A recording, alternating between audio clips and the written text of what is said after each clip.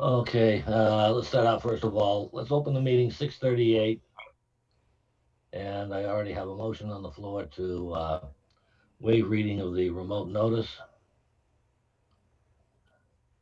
Second. Any discussion? Hearing none. Roll call vote. Sean, Aye. Tim, Aye. Dick, can you hear us?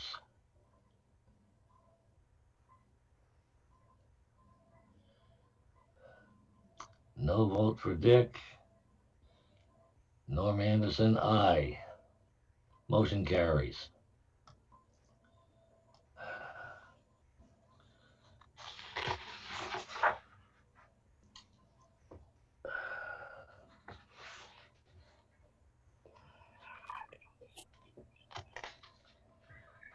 Okay, I don't know if Dick is trying to do anything or if he's thinking of moving. He's still showing up as connected.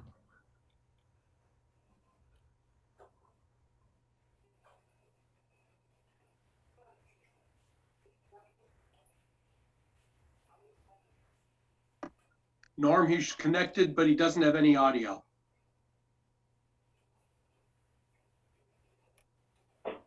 He might need to call in if he's actually going to do it this way.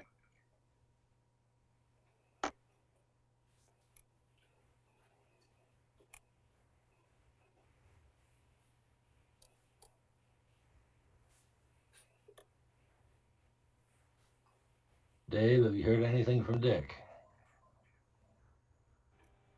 I have not. I don't know if he heard, the invite earlier, but he should be, he knows that from last time. We did talk this afternoon. Yeah. Dick is disconnected again. Yeah. Yeah. I'm gonna take a wild guess and say he is probably on his way up to the office. Yeah, probably right. Well, we can start reviewing minutes. Just as soon not go to an acceptance until he gets here, but we do have, I can get to it, minutes of December 8th.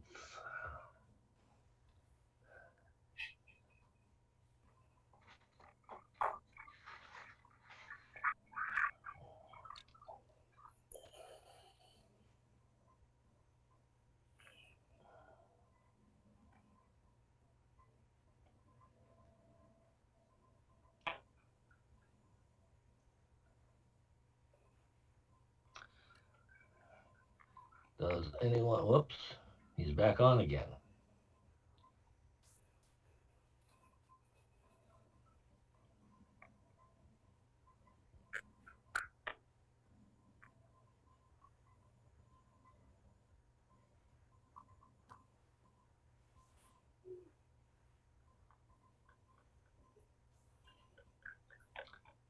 But I also see no audio.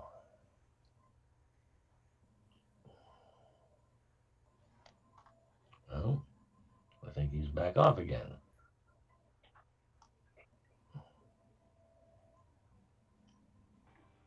Hello? Hello? I hear William. Hello? I hear you now. So you're calling in on your phone? Yes. All right, good. Okay. So then you only need Marilyn now. Yeah, I'm kind of surprised. I don't know. She's not here yet. I'm going to hunch she may not be.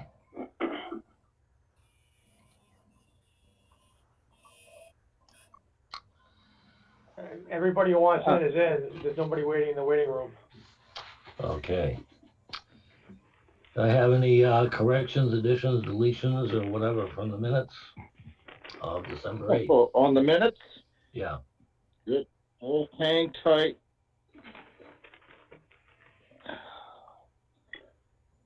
Oh, come on. Get rid of that Good thing.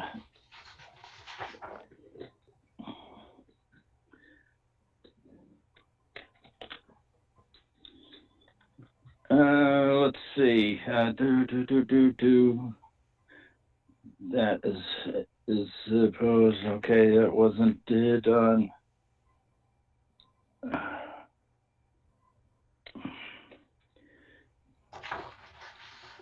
It seems to me on the very close to the last page. Getting there.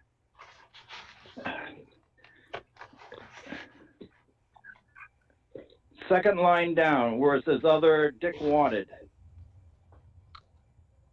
I feel that where it says several streets, that Fairview Ave, Phillips Ave, which are private streets, not town municipal streets.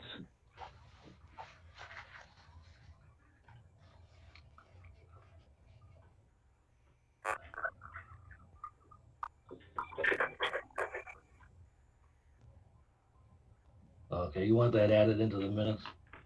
Yes, please, because they are private. I want to make sure, because that is one of the bigger things that I was requesting from the town that time, is that they are private. And do they have the proper, ownership and things like that? Mhm. Okay. Dick, just to verify, you said Clearview Ave and Phillips Ave, correct? Yes, Fairview and Phillips. Fairview. Okay, thank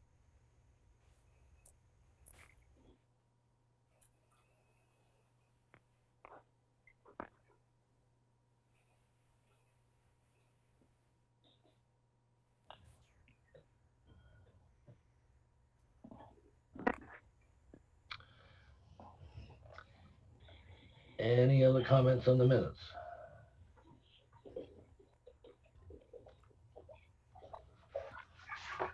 Now I'll make a motion to accept the minutes for December 8th, it is? Yes. I'll second that. Any With further corrections.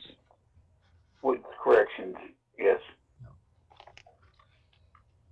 Okay, roll call vote. In favor, Dick? Aye. Tim? Aye. Sean? Aye. Norm Anderson? Aye. Okay, next.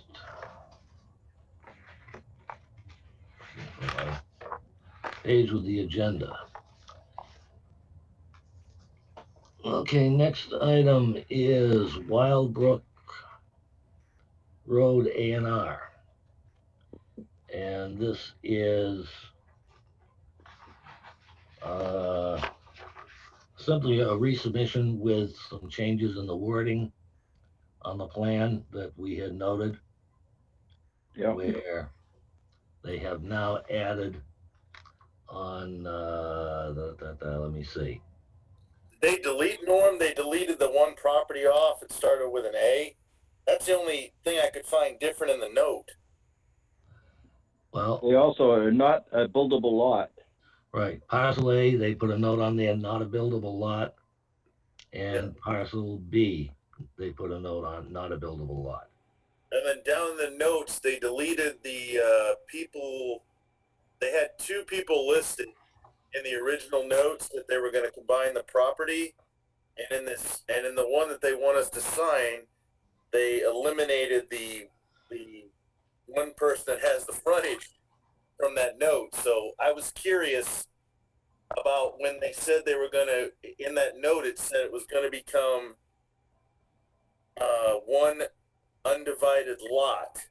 Isn't a lot defined as having frontage as opposed to a parcel? Well, once they combine it with the parcels, it does become a lot. And just for the board's knowledge, the property owner is on tonight's call. If you have any questions with that individual, hopefully he can answer these questions. And we can also answer questions as staff if you need. Okay. If I may, was this the, were they supposed to also have the dotted lines of the previous, the property lines? Was there another correction that we asked them to change on the map to show? I don't remember. I don't recall that. Well, yeah, I do. And I think these lot lines are all original, Okay. and they're not changing them per se, they're just changing the verbiage, I believe. Okay. Because they had Well, no, I do see some dotted lines. Yeah, this is Mr. DeSantis. I'm the property owner. Yeah. All we're trying to do is give parcel A. We might be making some changes and leaving. This was family property. The 2.7 acres that I owned, which we're trying to give parcel A and B back as unbuildable parcels, and giving them back to the DeSantis parcels off of Pleasantdale is what we're trying to do.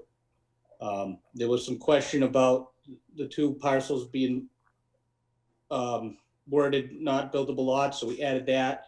And my legal counsel didn't really care for Truda being in the note because he didn't want any issues with the titling department when these get deeded back to the DeSantis properties. So that was the issue, and that's why we're back here looking at it again. But it was previously approved, so I'm hoping we can get that done again tonight. Get the signatures I need. And this is, I guess this is for Dave. This is just a question of mine. So if they come back, or if the property owner comes back in and wants to combine those to a property, is that another ANR? If the applicant wants to combine, if the applicant wants to make any adjustments to create new buildable lots for the first time, this plan's gonna have to be modified. Right now, this plan does not create any new buildable lots for the first time. It merely moves parcels to existing lots.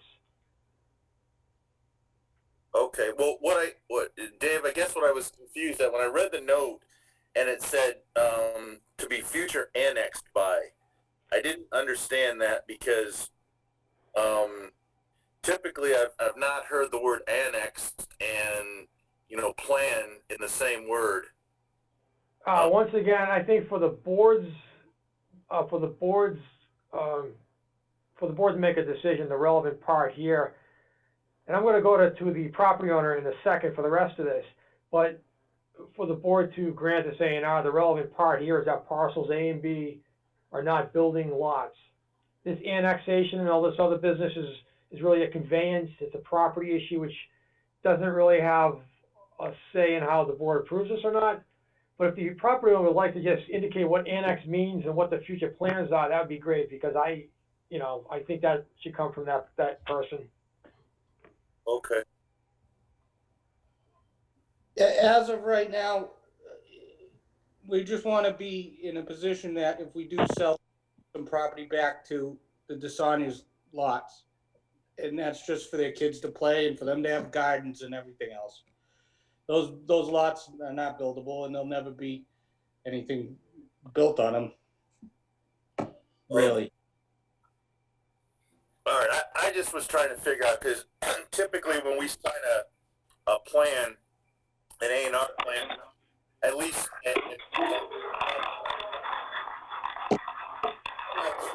the notes before, so that's the reason why I was questioning it.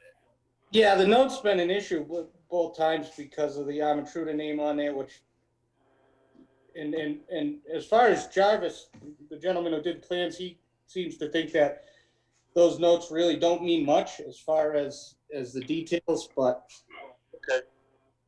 our lawyer didn't feel that Armatruda's name should have been on there. Plus, we wanted to add the not to build while we were doing.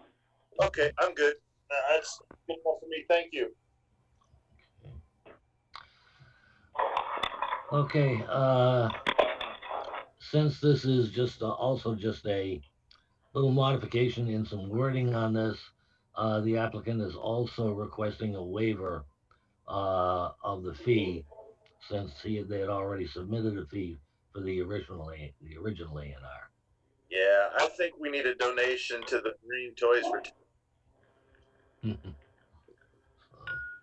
Anybody have? I'll any make a problems? motion to waive. Okay, I'll second that. okay. Any discussion on the waiver? No. No. Okay, roll call vote, Dick, Dick Williams, aye. Sean, Sean Moore, aye. Tim, Tim Norwell, aye. and I still do not see Marilyn, so Norm Anderson, aye. Do I have a motion to endorse the plan? That's what I was going to ask next. Motion to endorse A&R at 42 Wildbrook Drive.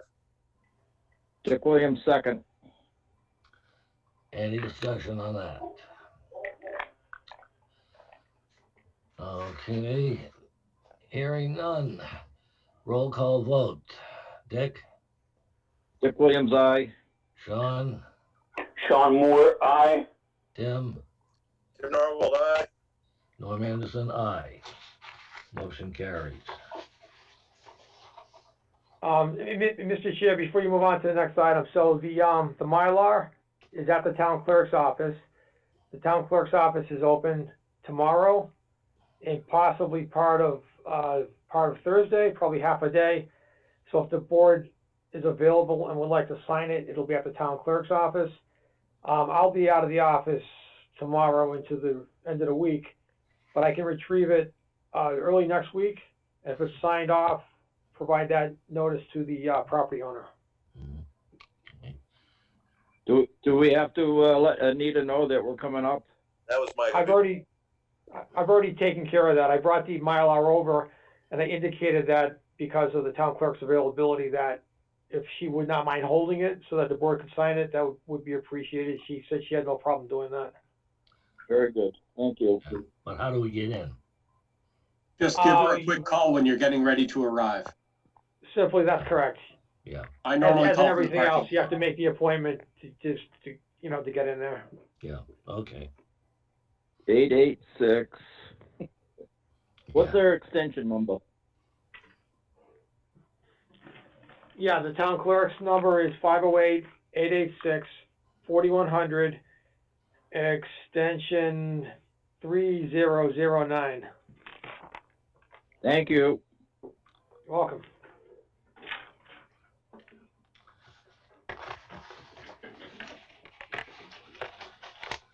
Okay, next on our agenda is the public hearing, which we're past 6:50, so I'm gonna open the public hearing on changes to our subdivision rules and regulations. Mr. Chair, sorry to butt in. There was another A&R. Are you inclined to take that before going into the hearing? Okay, we can do that. Okay, this is the new one from the Bessies. Yes. Yeah. Okay. No problem. I have a problem.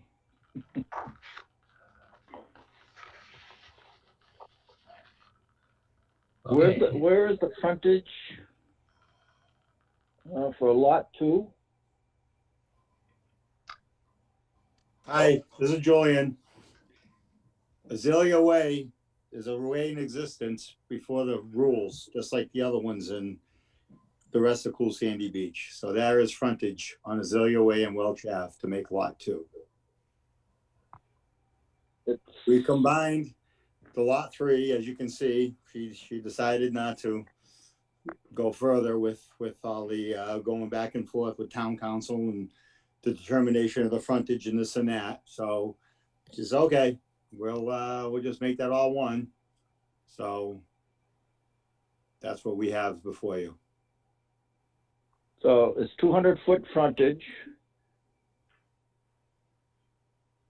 And what you're doing is picking it up on both Way and Ave.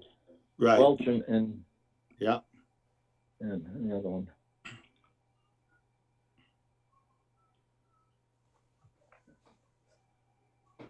Is that okay, Dawn? What? 2 ways to get your frontage, you know, two road frontages to, Yes. I haven't seen many of that, so that's why I'm asking.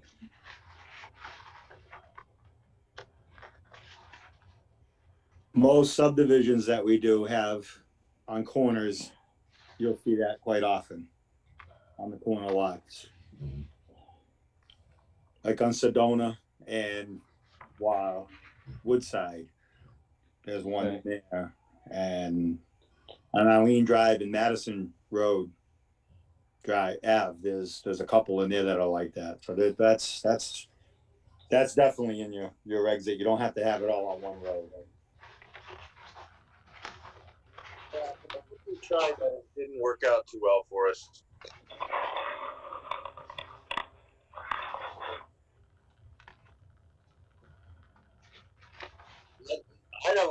Norm, I don't have any issues with this design. Got more than enough frontage.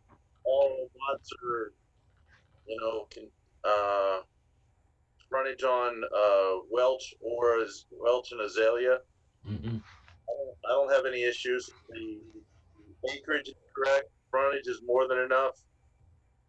I mean, I don't have anything else. Yeah, and you know, the thing is, there's no break in the frontage. It is still continuous frontage. Yeah. So, I mean, if you want to, I'll put a motion to endorse the ANRs. I'll second that.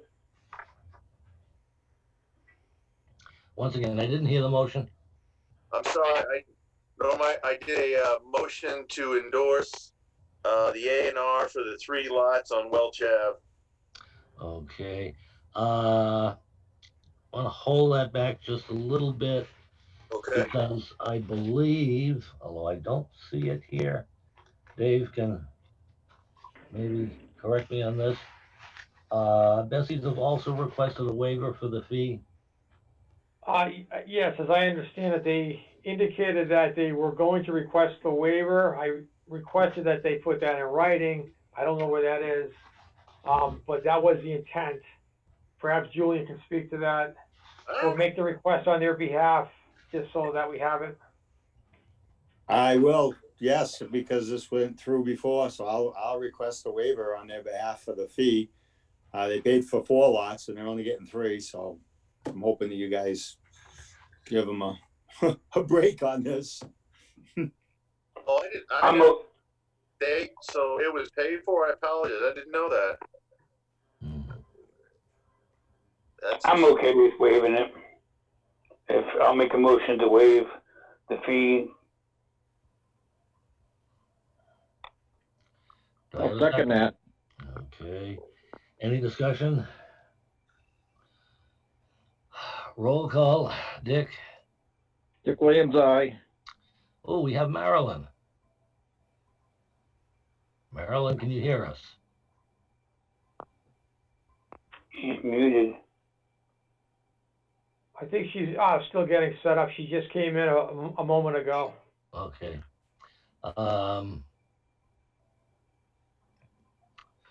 Let's see, where was I? See, I did Dick, Sean, Sean Moore, aye. Tim, Tim Narwold, aye. Norm Anderson, aye. Motion carries. And now, Tim, to your motion to endorse the ANR. Yeah, a motion to endorse the 3 lots for the ANR on Welch Ave. And I seconded that. Okay. I'll second Norm. Okay, discussion on that one? Hearing none. Once again, roll call. Sean, Sean Moore, aye. Dick, Dick Williams, aye. Tim, Tim Narwhal, aye. Norm Anderson, aye. Motion carries. So, just once again, as in the other case, so the A&R that was just endorsed, this one is also at the town clerk's office.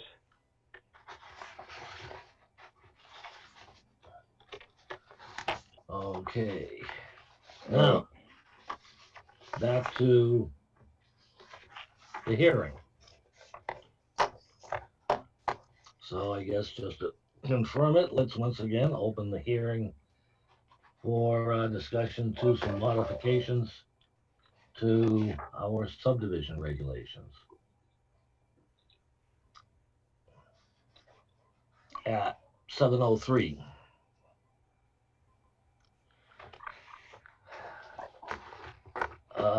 First page that I have is regarding monuments.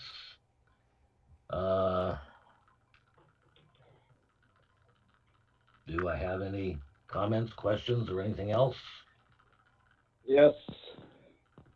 But holding the phone and trying to dig through the paperwork.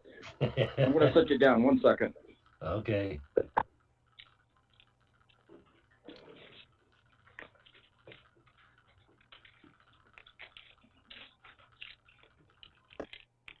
Marilyn, can you hear us yet? Okay. Oh, crap. You still there? I'm here. I can hear you. Okay. Can you hear good. me? Yes, Yep, we I can. can. Thank you. Oh, good. Good. All right, down on proposed, second paragraph, monuments at all street lines shall be at least 4x4 reinforced concrete on granite post? No, or granite post.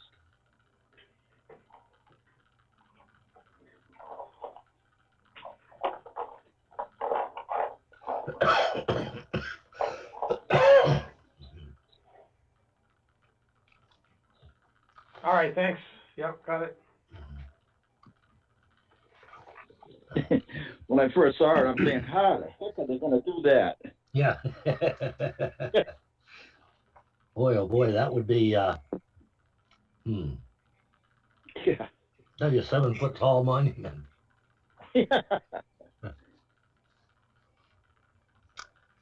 Okay, any other comments on monuments? Questions? I have one.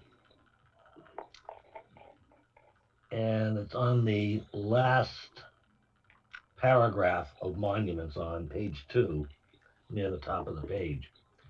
The last sentence says a certificate is to be presented to the consultant engineer prior to acceptance of the road by the town. That's not covering a time requirement for A&R lots.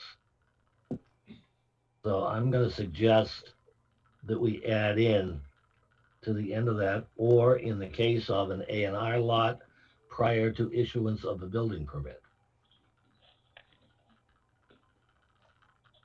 That sounds good. And that's a suggestion. If somebody else has something better, let's hear it. No, I'm good with that. All right, sounds good. I just think we definitely need, something concrete that says this is when you have to do it. Right. Yeah. All right, so just to make sure I have the language, so it's after that the last paragraph, add on to that last paragraph, quote, or in the case of an A&R lot prior to the issuance of a building permit, close quote. Yep. All right, good, thank you.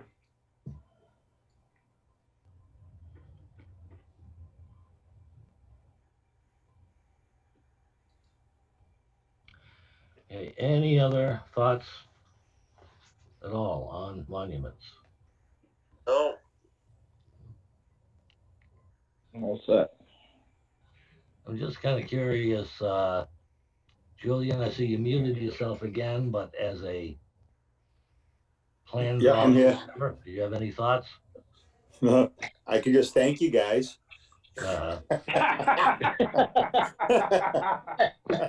So, I just so you know, that's a lot of work setting those monuments on every corner. Yeah, so, But you it can, resolves a lot of questions, so, yeah, you can thank that's, Bill.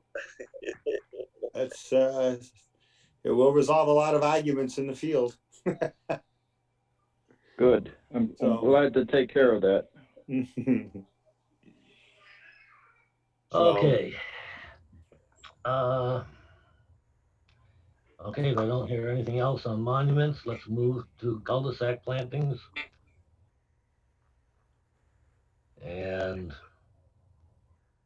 kind of the bottom line is, the proposal is to just simply delete the words, the central portion of a permanent dead-end street shall be vegetated, blah, blah, blah, blah, and so forth, just eliminating the whole thing. Yeah, Norm, I read Chief Buckley's comment. Yeah, Do we want to take some of his comments and add them in? I guess I wasn't sure how to add them in. Is he wanted to he wanted different type of planning around the edge of the cul-de-sacs? But I'm gonna step in and say no. I'm just asking. I'm not saying we have to. He just made a comment, and I thought we should at least address it. I'm saying that there should be no planting around the cul-de-sac. Why, you ask? Well, Because we need room for streetlights.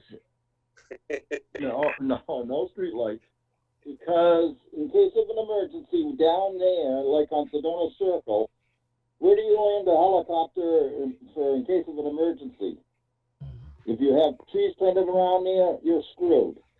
No trees, you have an opportunity to land a helicopter there to put a patient in to get them out quick. And not only that, other people in the area can be bused to that particular spot rather than all the way uptown. And I'm taking this, Norm, if you remember, I think it was, was it Pioneer Way or something off of Route 68? I can't remember the name of the subdivision up there. We did it for them.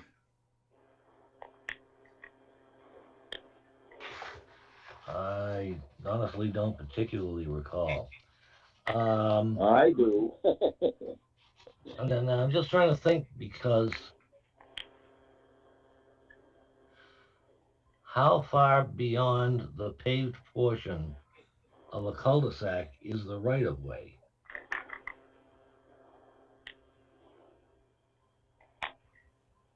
Well, In other words, there's a 50-foot right-of-way, and we have a, 22-foot roadway. yeah.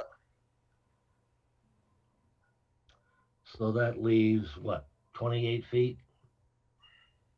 Or 14 feet on each side? Yeah. 14, yeah. Is that 14 feet still true all the way around the circle of the cul-de-sac? We'll have to take a Geiger counter and look for that rod, or look for the monument. If the vegetation was there, it would be from the center of the road going around the center of the cul-de-sac, correct? Because the cul-de-sac that where the planting was, that would be considered road. Now that we've eliminated, is that going to cause a rift in the right-of-way? Well, I see that's the other thing I'm kind of wondering. Actually, my bottom line is, I don't want trees planted too close to the edge of the pavement, Yeah. just for the fact of, Yeah. roots and that kind of thing, like what happened with the It'll- sidewalks. Right. Yeah, they'll tear it up. I don't know. I'm gonna tend to say, let's stick with the requirements we have for planting street trees. Well, I just wanted to bring it up because Chief Buckley had a good point about with absorbing water. I get that, but I just wanted to. The flip side of that, saw what happened over on Lenny's property over off of Palmagussit with it tearing up the sidewalks. So, thing is, I think they are still planting street trees around the cul-de-sacs. All right. I believe they already have up there. Yeah. In Sedona Circle they have. Mhm. Okay, the only other kind of question I have do we anywhere in our subdivision regulations state that the entire cul-de-sac has to be paved? Oh, I think when we take out this planting thing, we leave a hole or a void in that part of what you just described. Yeah, because the thing is, we still only require a 22-foot wide roadway. Yeah, so we've left a void there. So is this something we need to add in as a, call it a center zone of a cul-de-sac being paved? That's my question.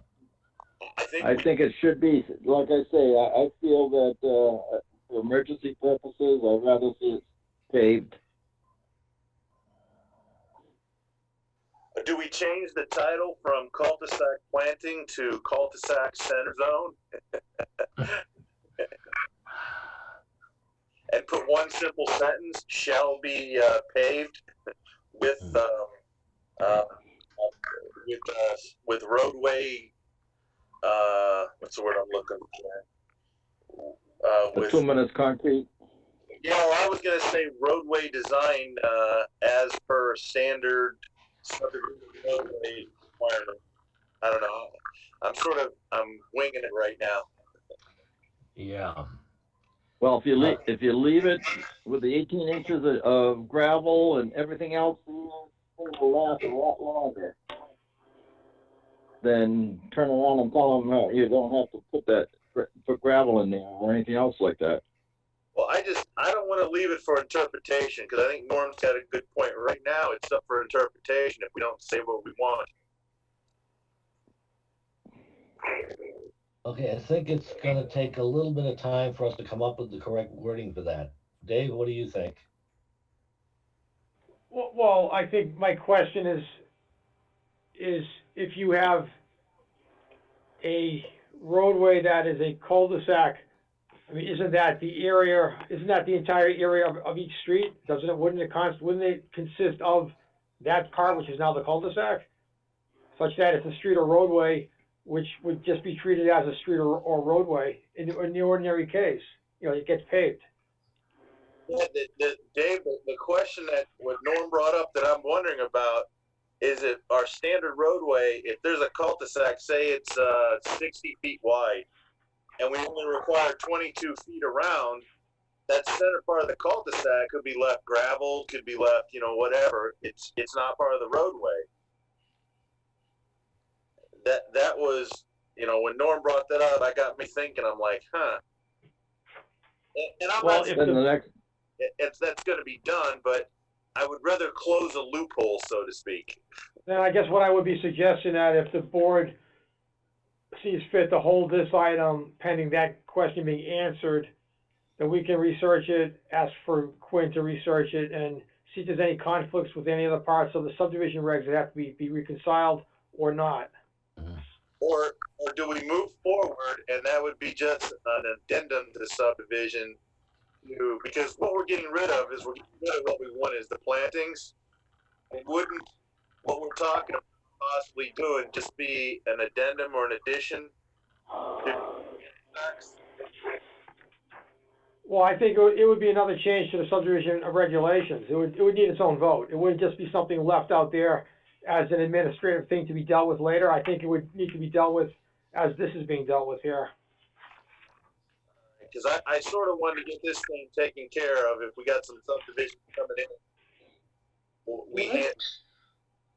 What if you just say the central portion of a permanent dead-end street shall be paved in accordance with paving on the road? Like that, Marilyn, like that. I'm reading the central cul-de-sac plantings and just rewording it.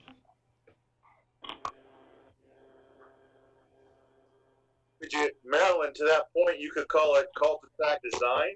I don't know. Yeah, Yeah. I like that. Cul-de-sac paving. Paving's good too, Norm. So, the last sentence in that paragraph, to allow for snow removal and storage, trees and or shrubs shall not be planted within 6 feet of the curb. Yeah, yeah. So we could reuse that and just call it the Norm Point cul-de-sac paving. Change the first sentence to paved, and then keep the last sentence in there. I like it, Maryland. Excellent. Mm-hmm. Very good. You've done this before, Marilyn. yeah. Once in a while. Okay, once again, I'm a little bit confused. Okay. You're talking about changing vegetated to paved, getting rid of the second sentence. Yep. And then the third sentence stays. Yeah. Okay. Anybody else have any thoughts on that? Motion. I like it. Sounds good to me. Okay. All right, if there's a consensus on this change, could someone just recite it slowly enough so I can take a note, so I can modify this, please? Okay. So we're simply going to modify the existing language. The central portion of a permanent dead-end street shall be paved. I'm at least hoping that that's going to be taken as paved to the same specs as the rest. I actually had that wording in there originally. Once again, Marilyn? I had similar wording in that when I read it earlier, that that the paving in that would be consistent. Okay. Shall be paved according to road pavement specifications. How's that? Mm-hmm.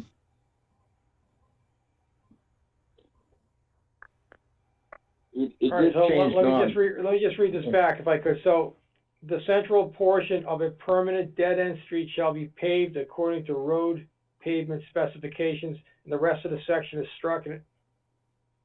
Okay, let's say in accordance with. Shall be paved in accordance with, yeah, okay. In accordance with roadway specifications. Road pavement specifications, okay. Yep. Was that it, and everything else is struck? No, the last sentence is kept, Dave. To allow for snow removal and storage, Yep. trees and or shrubs, is that correct? Yep, shall not be planted within 6 feet of the curb, so that sort of gets everything away from to Dick's point for any potential safe rescue issues. And did you change cul-de-sac planting to cul-de-sac paving? Yeah, that's the title needs to change.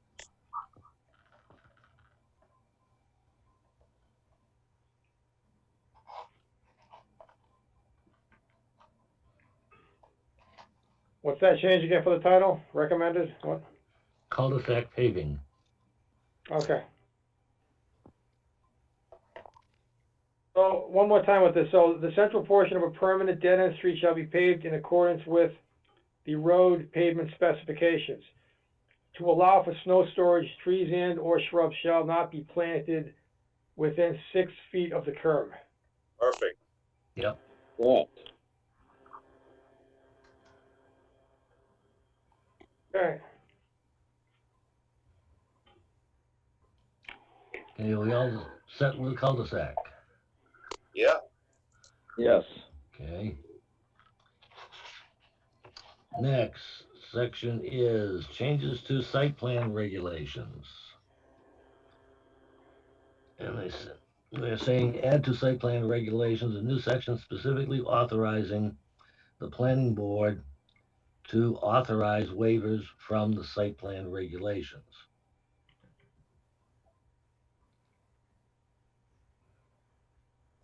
In other words, we have, in subdivision regulations, we can grant waivers. We have nothing in site plan review that gives us the power to grant. Okay. Excuse me.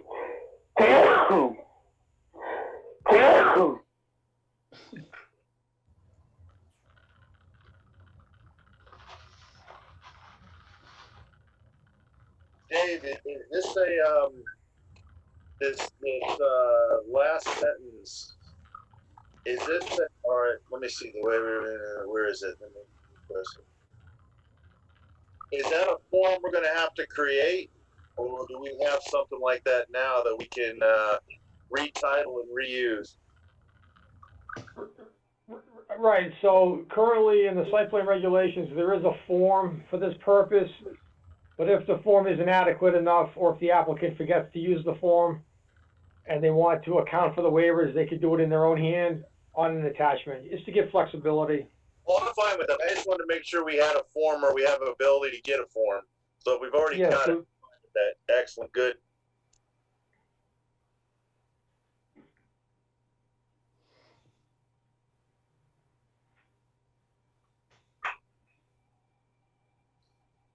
Is this another one we're basically gonna bless and move on? I have no questions about it.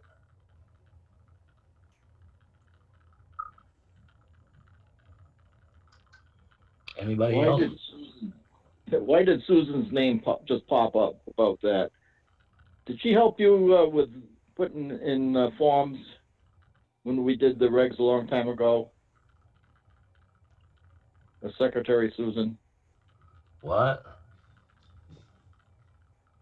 What are you talking about?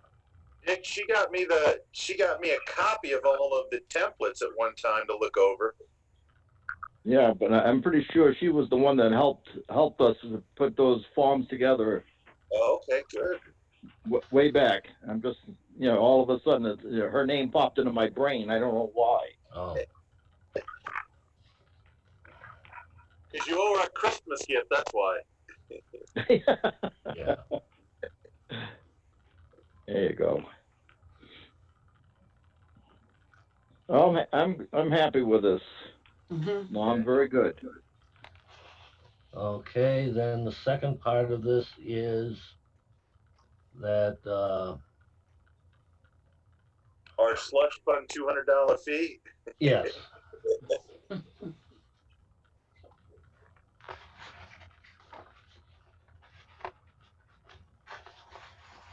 So, Is this? I was going to ask this question. Is this to cover Peter's cost for cable? yeah, right. You folks can afford me. Okay. So, anybody have any trouble with disposing of the $200 hearing fee, since we don't have it for any other type of thing? I I have think no it's- problem with it. I think it's a good idea. Yeah, it is covered under the application fees, correct? Yeah. Yeah, good enough. Let's do it.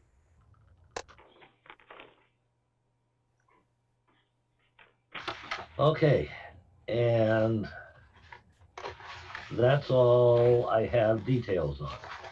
We got to ask for public or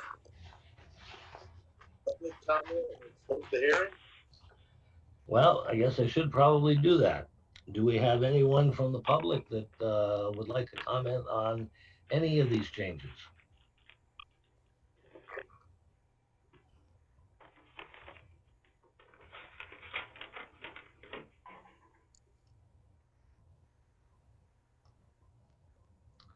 I'm hearing the sounds of silence. As the auctioneer would say, Norm sold. Okay. Well, Motion to close the hearing? I'll second that. okay, any discussion on it? Okay, roll call vote, Marilyn, Aye. Tim, Aye. John, Aye. Dick, Aye. and Norm, aye. Now, do we have a motion to, and probably should include a little bit of detail anyway, a motion to adopt these changes to the subdivision regulations? Or do you not want to do it tonight? Oh, no, I think we should. Get it I moving. think we should. I agree. Then I so make a motion to adopt these changes into our subdivision rules and regulation.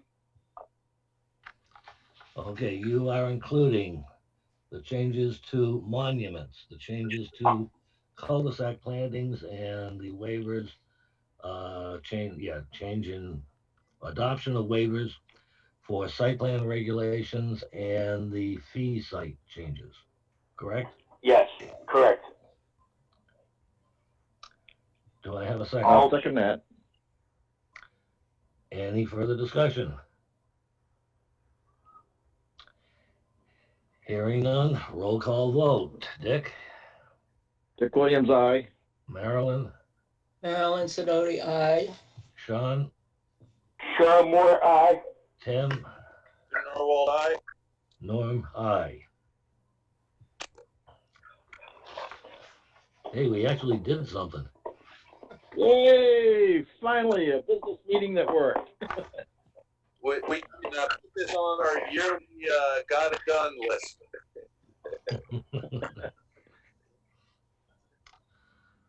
Okay. Next, we have on the agenda, Maple Hill Estates Subdivision Administration. I believe we have nothing regarding it.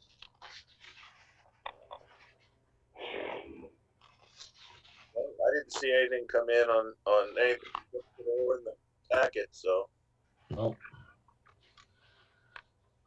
Okay, hearing nothing, then on to Brice Lemon. We do have a Quinn Engineering update.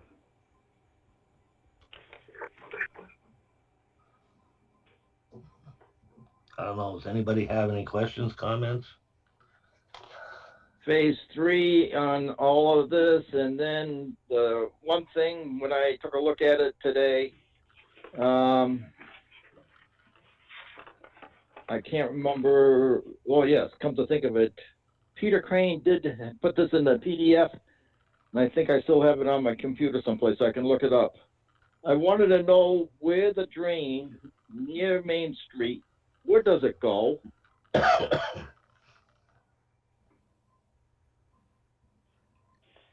It doesn't go across the next door neighbor's, lot. I think it goes to the detention pond in the back, but I'm not sure. Mhm. There's so many, the pipes there for the sewer, water, and everything else. I mean, I'd like to know where that drain goes. Okay, so is that a question for Quinn? It is to me right at the moment, yes. Okay. Dave, do you have that? Yes, phase 3, the phase 3, there's a pipe, you wanna know where that goes? Could you just point me out exactly where that is in this document so I can recite that back Yes, to Quinn? it's catch basin number 1. Where does it flow to?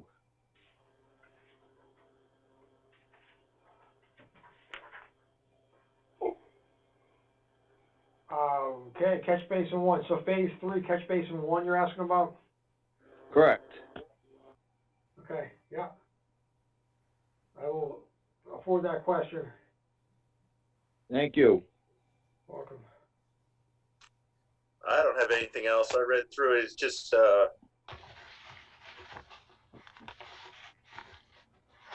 Few pictures and a lot of technical stuff. yeah, I guess I'll add to this report, Norm, and I apologize, I haven't said it yet. I went over to Sedona just after we'd gotten the snow and we got a little misting of rain, and was just looking to see if we were getting massive puddles. And I just saw typical runoff, like the 16th of an inch. So again, I got pictures of it. I can get it to Dave so it can get out to the board. So I just have been doing periodic, when it melts, go over and take a look, get some. So we got documentation that it's not 6-foot puddles in feet. So I just wanted to put that out there to the board that I've done some runs over there just to see if it is a puddling or a issue with water. Mhm. Yeah, it might be worthwhile keeping an eye on it for a while. Yeah, and that's what I was doing. Go over and if there's water, I'll some pictures and get it to the board so we can keep it documented and filed. Then last thing I have, Norm, on page 3 of his dissertation there, it says, please note that this office still has not received plan and profile of the proposed revisions to the Woodside Ave as identified in my email on November 17th. Mhm. So I put down here, is this in yet? If not, why not? And my last thing is, find them. Ka-ching. Yeah. Well, I don't think we have the authority to find them, but Can we kick them in the butt? But to Dick's point, Norm, we want to get this so when May comes around for the town meeting, we're not doing this the third week of April, trying to find drawings and any changes. mhm. I guess that's to jump off what Dick was saying. Yeah. Let's get this up and ready to go for town meeting a month or two before town meeting. Yeah. Well, this report was dated December 16th, so I think it might be interesting to give Quinn a jingle, see if they have gotten it yet, and if they haven't, then give Mr. Blair a heads up. We want to see it. Yeah. Yes.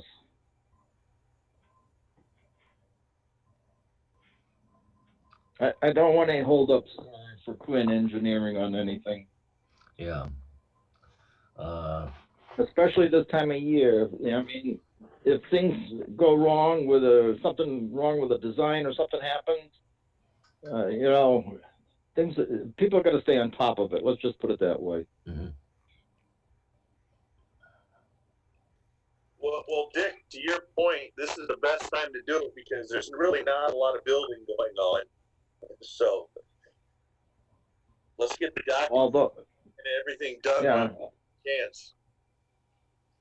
I noticed when I went up phase 3 this afternoon, or this morning rather, a lot of for sale signs are up there. So I would anticipate seeing houses starting fairly soon.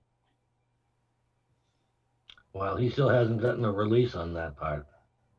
Oh, wait a minute. Does the building inspector know that? Oh, Jesus, please don't get me wound up. Well, to be perfectly honest with you, I haven't even met our new building inspector. I wouldn't know him if I saw him. I wish we didn't have to wear masks because he sounded familiar and he knew me, but I could not place him with a freaking mask on. Yeah.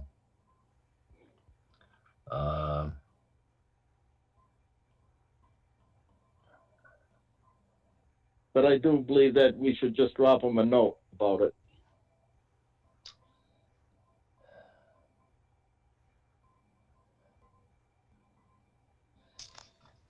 I don't know. If he's a building inspector with any kind of experience, he should understand that.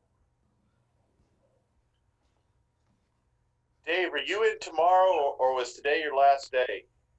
I'm not in tomorrow. Okay. Dave, on the whatever this computerized permitting software. Is there anything in there that would clue the building inspector as to whether lots have been released or not? That would come about as a planning comment. Oh, boy. So the planning reviews it, I review it on behalf of the planning board, so that would come about as a planning comment. And that would put a hold on the permit being issued. If you want him to know ahead of time, I can make a note, and the next time I see him, indicate that no building permit should issue for phase 3 until a lease has been, created and signed off on and all that. Yeah, that sounds like a good idea. Yeah, But there is something that would kind of flag it anyway. yeah, Norm, I think just to dot our I's and cross our T's, that'd be a good idea. Yeah. And since this individual's new, let's help him be successful. Mhm. Okay. Anything else on Brice Lemon? Peter, Dave, could you scroll down a little bit, please? Oh, perfect, thank you. There was something, there was a discharge. What was it? The DCR DEP, that's what I was curious about. Is there something that was an issue with them that they were watching? Well, they took over for Concom, I thought. Okay. Yeah. I don't know about DCR, but DEP did. Okay. Mr. Chair, if I may. Yeah. Oh, there he is. Yes, DEP has authority and has issued superseding order of conditions for the subdivision as a whole. Individual lots still come before Concom, but DEP has all of that right now. DCR would only be involved in anything that goes to a waterway, to a water source. And I don't know that there are or are not some here in Brice Lemon. Peter, is this something to be getting an update from them just to make sure that the subdivision is not having any issues? I mean, I guess the communication thing is where I'm curious about. Yeah, I'm not sure where this whole riprap thing is, where it came from. Okay.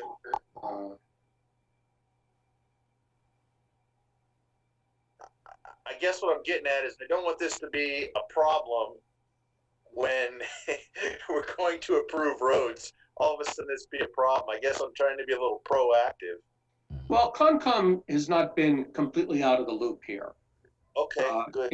In fact, I and another commissioner did a site walk just before the first big snow. So we went and walked phase 3, our brief walk. We didn't do an intense walk, but we understand the core structures that are there and how it's all supposed to work. Okay. There are a couple of places where I've seen riprap on there, but I don't know if that's what they're talking about here. All right. In general, the main reason to put in riprap is to slow down the water. If there's going to be a lot of water flowing down a channel, you want to put riprap in to slow it down so that you don't get too much turbidity and too much siltation. Oh, so they're slowing the velocity down and letting it mix. Okay. Yeah, when I was there, there was one section that looked like hydroseeding had taken place, and there are other sections where I see no evidence of it at all. And so I would expect to see significant siltation come springtime. My expectation is they're going to have to clean out those basins sooner rather than later. But I think that's part of their usual mode of operation anyway, so I don't think it's unusual for them. Okay.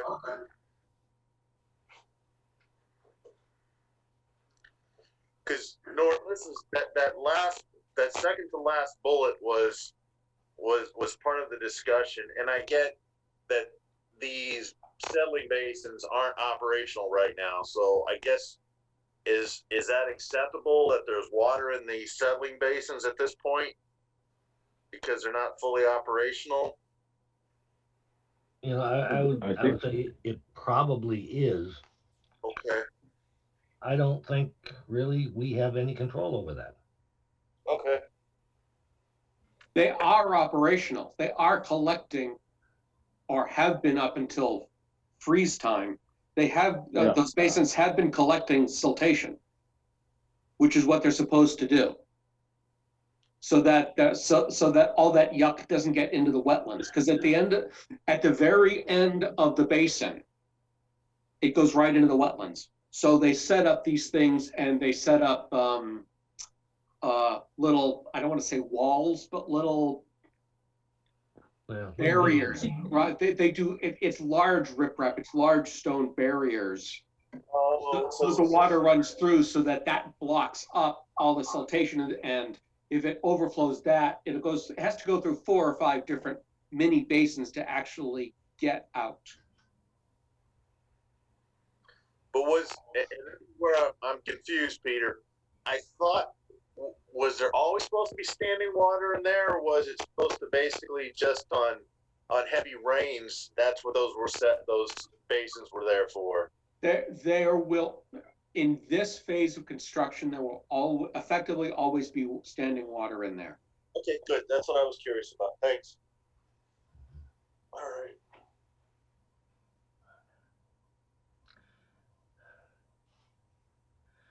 Okay, anything else on Brice Lemon? Is it for me?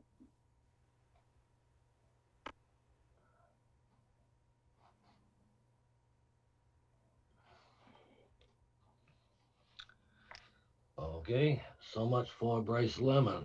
Next item. Topic for discussion, revision to subdivision regulations, and in particular, possibly roadway cross-section and other topics. We have had a little discussion regarding roadway cross-section.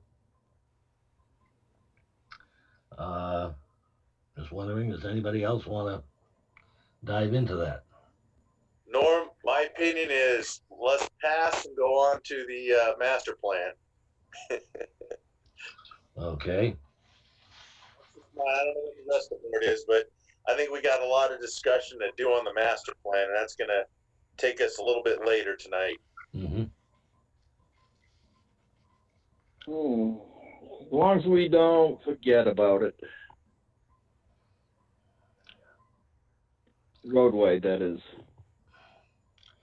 No, we'll just make sure that it's on our next agenda as well. I agree. That'd be good. Okay, then if I don't have any other thoughts, it's on to master plan update. And I guess, first of all, I will say that Dave and I have had some, not lengthy, but some discussions on, I guess, the formation, the outreach, and that sort of thing regarding the master plan steering committee. And kind of with that, I don't know. I think I'd rather let Dave take the lead on this. Okay, that's fine. So let me just, in the packet, let me just walk through the packet. So in the packet, you'll see that there is, first document is an email from the Regional Planning Commission. This provides guidance on the establishment of a master plan steering committee. Talks about what the committee does. It talks about some other functions that it has. It talks about how it relates to the open meeting law. So briefly, what they're recommending here, from their experience, is a 7 to 9 member committee. And the committee ought to be reflective of the community at large, with a diverse range of opinions and different folks from different backgrounds and so forth. One of the big things that the group will do is to engage in public engagement. So a lot of their responsibility would be to let people know that the master plan is being developed and to keep the public informed, help facilitate workshops, so forth and so on. In addition, the group would serve as a policy body who would review information, the results of surveys, public meetings, and help create objectives, goals, and other policy things of that nature. And because it's a committee that's meeting to deliberate on a very important aspect of planning, even though it's not technically required to have adherence to the open meeting law, it's recommended. So that's the first email, and that outlines some important things about the group. We can come back to this memorandum of understanding in a moment. What else we have in here is a document which I think the board should, sorry? I was gonna say, in that document that I was reading for the steering committee, where it said board, is that where we gotta put in planning board? Yes, that's just where I was gonna go to next. What I would recommend is that the board fill out this document here and indicate who the appointing authority is in the relevant locations, and then indicate how many members you want. In addition, so this ought to be filled out so that it's clear that the board is following up on its recommendation that the planning board be the appointing authority for the master plan steering committee. So having said that, so let me just go through the rest of this very quickly. So this is an overview of what the committee does. Again, this talks about the master plan components. As everybody knows, we've received a grant to do the land use, housing, and economic development. If we are able to get, yes. I was Okay. gonna say, when I read that, is that document that you got up in front of us right now sort of a start for the master plan steering committee? Is this say that again? This is where it says the master plan steering overview, and it goes into detail of what they're going to do. Is that the basis for like their charge of what they're responsible for doing? Yeah, I mean, this is more general than the first document we took a look at. This really explains what the master plan is. This is a citation out of the zoning statutes. Okay. And this is a description of what the master plan typically consists of. So this is more high level. It's really talking about what the master plan is, talks about why it should be updated. And here's the part here about the roles of the committee. Okay. A lot of this we've talked about briefly, but it's to pretty much have oversight of the process from the beginning to the end. Any questions on those documents before we get into further details? Okay, back on the page, the first page and down on number 2, land use plan element. Also, I put down here at the end, also a plan showing a wildlife corridor. I feel that it's being overlooked. I think that comes out of your land use chapter. I think that's a specific focus of the land use chapter. I just want to make sure. Well, yes, I agree. When the time comes to dig into this deeper and to start to flush this out and come up with the product, that's the time when there's going to be hearings and so forth. I think that's something that should come in the form of a recommendation that the wildlife corridor be evaluated as part of the land use chapter. Well, I feel that it should be there, for them to see it in the beginning. Number 3, housing elements. Where are the small housing small housing going? Every time you look in this town, all you see is huge $600,000, $700,000 homes. Where are the small houses? Right, and once again, you raise interesting points. I think those details get fleshed out when the housing chapter is put together, when the forums happen, when the surveys are put out and so forth. So the question is how can the town diversify its housing stock by creating some incentive for small housing? So I think that's an appropriate thing for that point. What we're doing tonight is more high level. We want to get But into would that also fall, Dave, would that also fall under subdivision?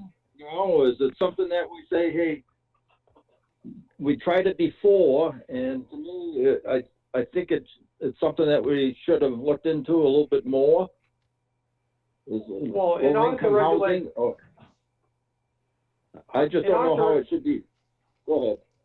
I was just gonna say, in order to regulate the size of housing outside of a master plan, I mean, you can put an FAR limit on structures. Other than that, it's very difficult. You can't really regulate the inside of a structure It's per a free, se. it's a free market. That's the key component. That's a key component, you know? I mean, if there's a desire to see smaller homes, then the board can change its zoning to allow for multifamily housing developments consisting of houses that shall be no more than 1,000 square feet per. I mean, there is a starter home bylaw that this town doesn't have enacted, which allows for a bonus in a number of units based upon size. But I think we're getting a little far afield, I think, tonight. Okay. We're looking to get some decisions on creating this group. How about economic development, fixed transportation, and then see what can be done on this, on number 4. Yeah. Because See, to I me, think from all now on, of you're these- not gonna get economic unless you get transportation fixed. All of these things are the things to come up for discussion when we start a serious discussion about each element of this master plan. Well, that's what we're doing now, aren't we? No, No, excuse me. we're simply deciding on how we are going to form the steering committee. And how many? Well, then why are we looking at this as a individual thing then? It's Well, simply- All we're right, just never looking at a mind. list of things that can be considered. Okay. It says Please- it please can remember this- include but not limited to. Hold But on. that's just it. I just don't want something to be overlooked. This document, the Master Plan Steering Committee Overview, if you will note the third line down in italics, this is simply a recitation of Mass General Law. That's all it is. And yes, Mass General I Law. saw that. Okay, so it's not a document that anyone has created for us at this point. It's a very general guide. And we can modify that norm to anything we want as long as we stay within Mass General Law. Yes. Okay. And you know, the thing is, you know, we take a look at, for example, you know, goals and policies, and we say, okay, here's our goal. Okay, now what do we put into our master plan as an action item, so to speak, to achieve that goal? Yeah. But that's what comes along as we're developing. Yeah. All right, I'll shut up. So I guess, Dick, save those thoughts for when the steering committee gets started, because they're definitely excellent thoughts that need to be brought up. Absolutely. Yes, I agree. Okay, so we need to decide on the amount of people in the committee from 7 to 9, right? yes, that's correct. So yeah, so the first decision to make is how many members, 7, 8, 7 or 9 as an odd number. I'd say 7. Agree with I Sean. mean, get too many people, too many cooks in the kitchen. It'll be too many going back and forth, chatting. That's good though. Well, it can be, but Well, you know, my main reason for saying that it's good to have 9 is the fact that I want to see outside people, not inside, you know, personnel per se. I don't mind a few of them from the town. I want to see other people from outside. Ask some other individuals. To be on the board? To be on the board. Jake, the only reason I say 7 is I've rarely seen it other than the what was that, the growth management bylaw committee or growth management, whatever that was, with a larger number. 7 to me seems a large enough capacity. I think 9 is going to be too many. It's going to be I hard. agree. I'm leaning towards 7. I mean,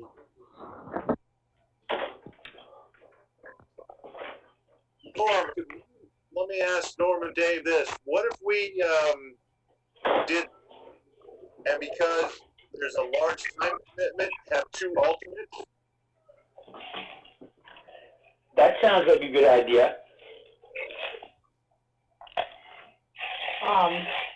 I guess you could do that. Usually a committee like this isn't set up in the same way like a zoning board would be, where you have alternates. Yeah. It's not saying you can't do it, but it's, you know.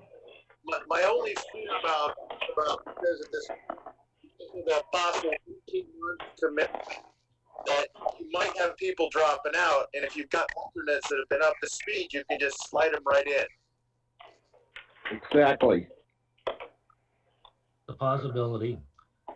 Please also remember we will have at least one ex officio member, namely Dave.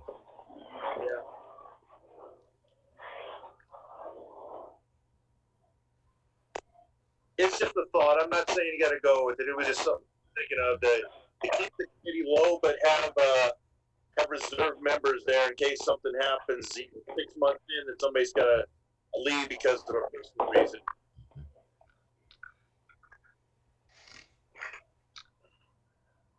I'm thinking that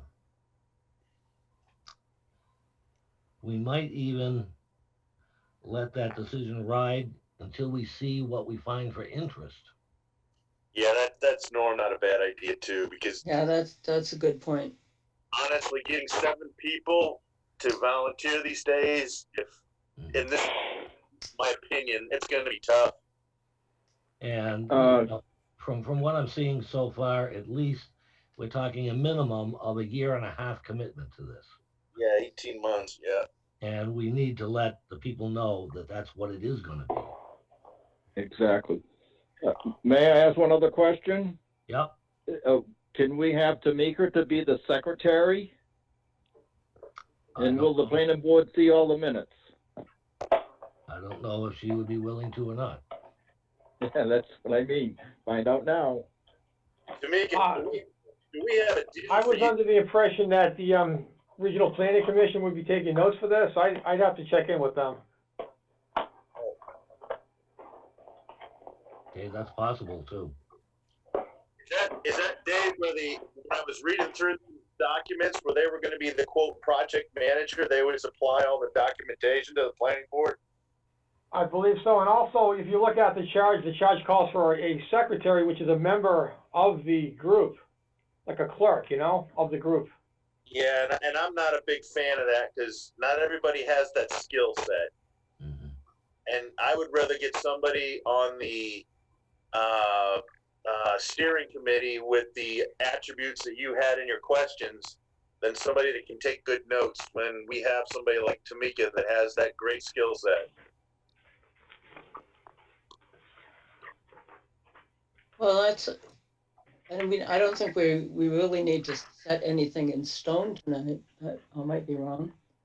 No, that's true, man. Not on that particular item. No, but it's good to get it out there in the open and, you know, to have a discussion. So, Mr. Chair, if I Yeah. if I may ask my own question here, Yes. how do you see the board being, this committee being constructed? Who do you want on it, or what sort of other boards, commissions, members at large? What do you conceive as the planning board conceive of the makeup of this committee? Actually, Peter, if I could just cut in, I'm sorry. We Sure. do have a list of questions, and that is one of the questions that we have a decision to make on. Okay, great, thanks. What my intent was to try to work through the. It felt a little premature to me to set the number until you know what the construction is going to be. Mhm. If the board would like, I can just go through the things that we're looking for the board to make a decision on tonight, and maybe then work that into the discussion and get a decision on all these items. So let me just go through the list. So we need a decision on the number of members, 7 or 9. I will say that one member from the select board has been appointed at the last meeting.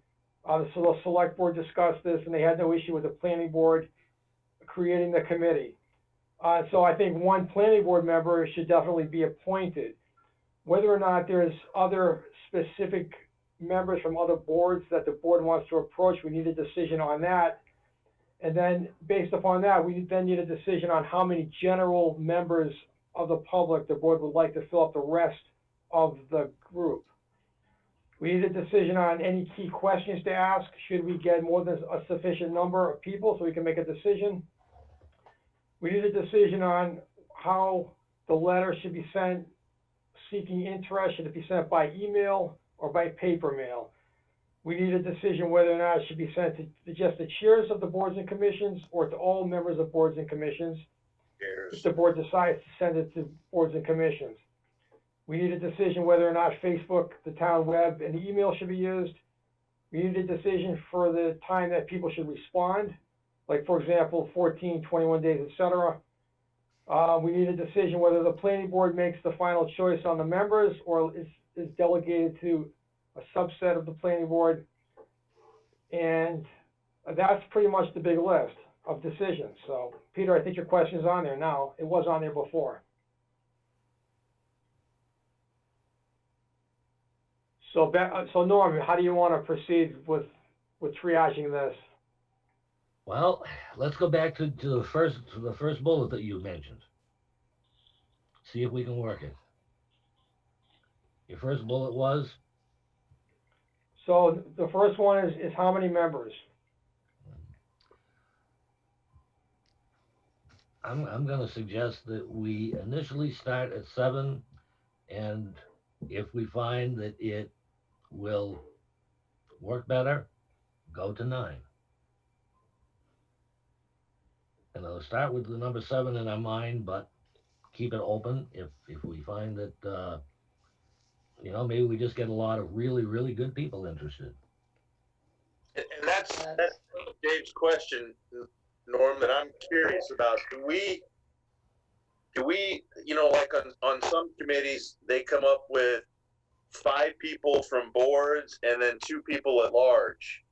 Is that something we want to do? So we're asking for each board to put a member in and then 2 at large from the town? Or I'm just asking, I'm not saying that's what we have to do, but that's kind of my idea, in that particularly we do want to approach the different boards and committees in town and see whether there is interest by members of the boards. There probably will be some interest from at least some boards. As a matter of fact, I've already heard 2. Number 1, select board. We definitely have someone from there. Peter, I had mentioned this to Peter. He mentioned it to Concom, and he just told me that he has a member of the Concom that he thinks would be probably interested in serving. So let's put it this way. I think we do have to reserve at least some slots for, let's say, non-board or committee members. yeah, that's what I was getting at too. At large. Yes. So to And speak. I'm gonna right now suggest 2. That's just a number that came into my head. Maybe it's not right. That's what I had too, Norm. 5 from boards and 2 at large. Like I say, that's just a number that popped into my head. I can't justify it in any way. I like to hear from outside. That's why I'd like to have those 2. Oh yeah, I think, and I'm not really sure, somewhere, if I'm not mistaken, there was a mention in some one of these things that we got that there should be outside people. I know particularly, I think it was Ron, I think, mentioned that he feels that certainly we should have at least a member that would probably have some interest in the education aspect of our town. Someone that has kids in the school system. I don't know what everybody thinks about that, but doesn't sound like a horrible idea to me either. No, I think that that's a good idea in terms of, getting representation from a lot of sources. Mm-hmm. So, The question is, and Norm, maybe that's the second bullet, is who do we send this out to? well, I'm going to say number one, we definitely send it out to the boards and committees. The only thing I would say is, does anybody have any thoughts of any committees that we shouldn't send it out to?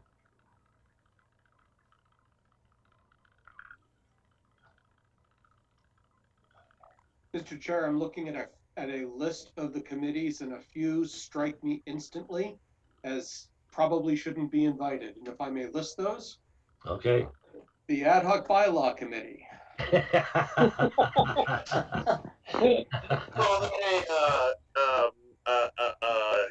let's see, what do they call that? I'll leave it alone.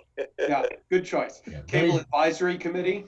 Then he's going to say the Earthworks Board. Yes, when I get to that in alphabetical order, you betcha that's coming up. So, Ad Hoc Bylaw, Cable Advisory, Earthworks, 4th of July isn't clear to me.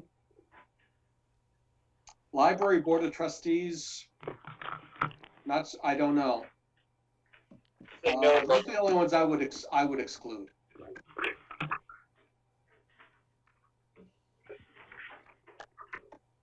Any more, Peter? Nope, that's it. I mean, I could make a case for any of the others. Mm-hmm. If I wanted to. AgCom, Board of Appeals, Board of Assessors. Board of Health is kind of questionable, and I doubt they would want to anyway, based on their current workload. Mm-hmm. I can name, Peter, Yep. you've got to exclude the FICOM because they're not allowed to sit on any other committees. That's also very true. That's right.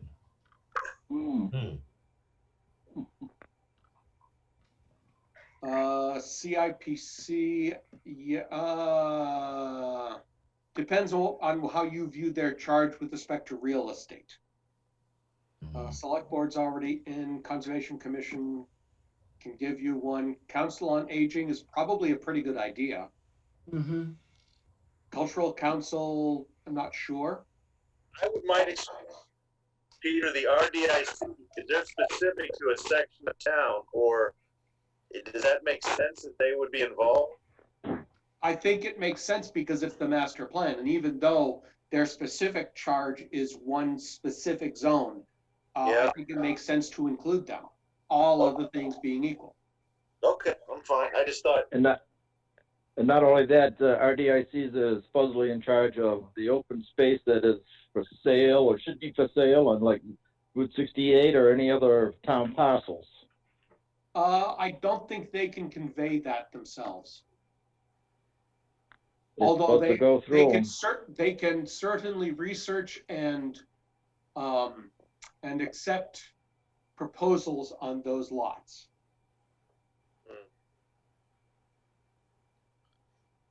I just think that they don't have the authority to act. Okay. I could be wrong. Yeah. That's just my I was understanding. just going to say, I think you need to read the bylaw.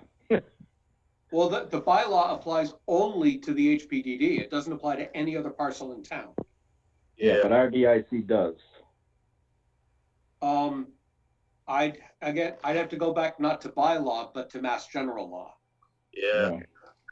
Well, I just wanted to bring it up. It was just a question. No. That's all it was. Yeah, I think they bring a different perspective to development. It's not a bad idea to have someone, in my opinion, it's not a bad idea to have someone like that.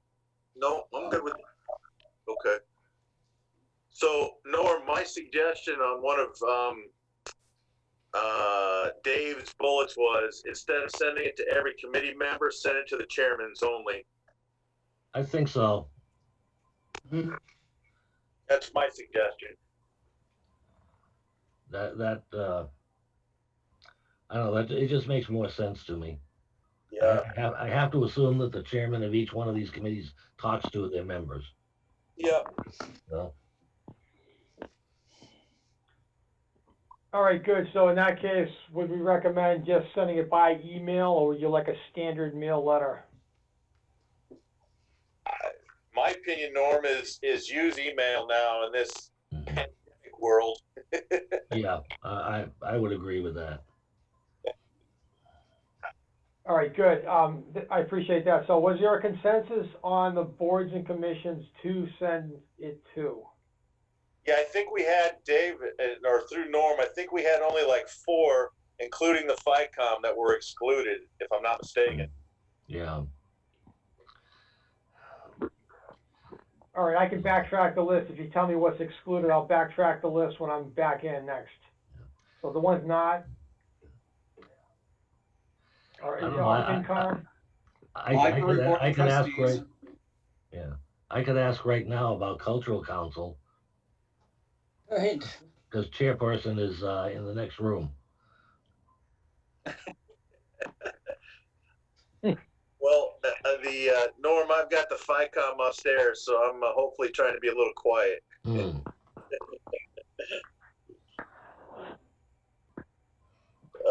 So Dave, the excluded ones were Ad hoc Bylaw Committee, Cable Advisory Committee, Earthworks, 4th of July, FinCom, Library Board of Trustees. all right, so was there consensus amongst the board with that list of exclusions? Yeah, I think we can email it out to the chairmen, all the rest of the committees, and see what we get. Yeah, I can buy that. And Norm, this is my opinion. When we should probably, are we going to set the committee to? We're going to get 5 good candidates from the committees, and then have 2 at large, right now, and just say that. You know, I hate to use this word, but I would like to tentatively do that. But, you know, it could be that, you know, every committee that we send out to may say yes, we want someone.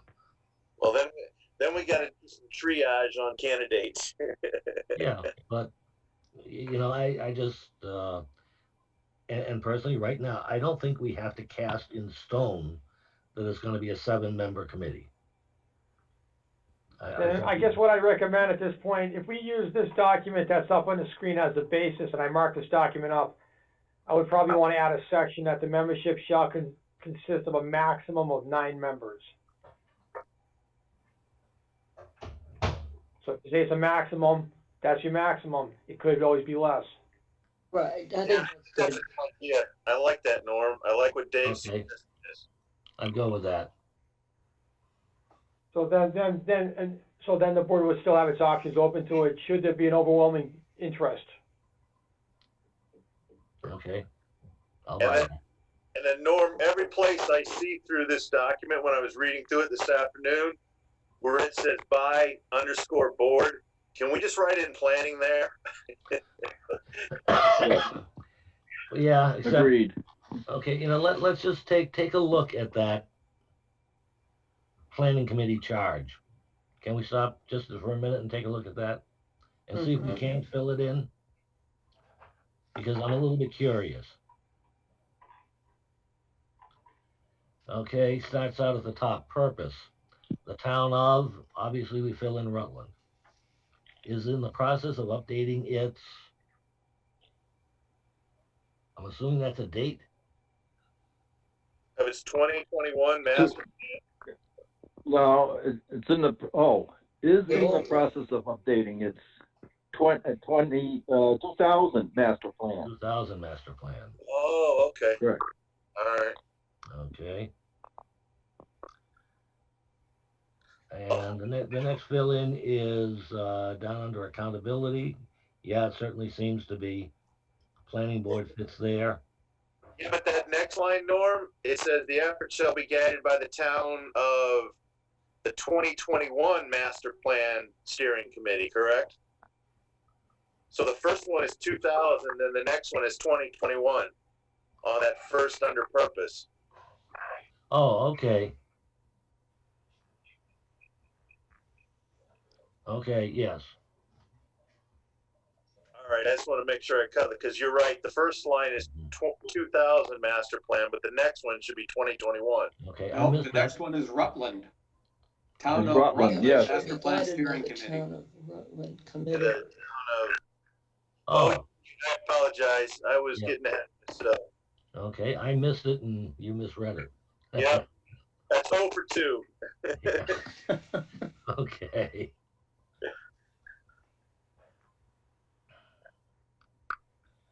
Is established through an column. So are we on accountability or beyond? Master plan steering somebody. Always through. Oh, that's planning board right there. Right. Yep. So the last three fill-ins to me are all planning board. Yeah. Correct. An open question is whether or not Dave should write in something about alternate members. Oh, good point, Peter. Very good point. I think, and again, this is my opinion, with the 9, I mean, Norm, could we say, maybe we get 7 good candidates and have 2 alternate members for the 9? Is that? I don't know. I'm stretched. It's possible.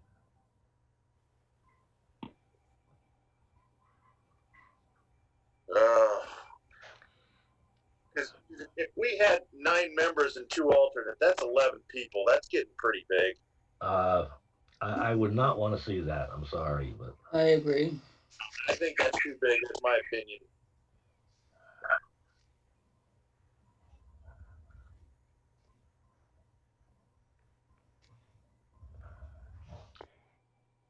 do we absolutely need language about alternate members?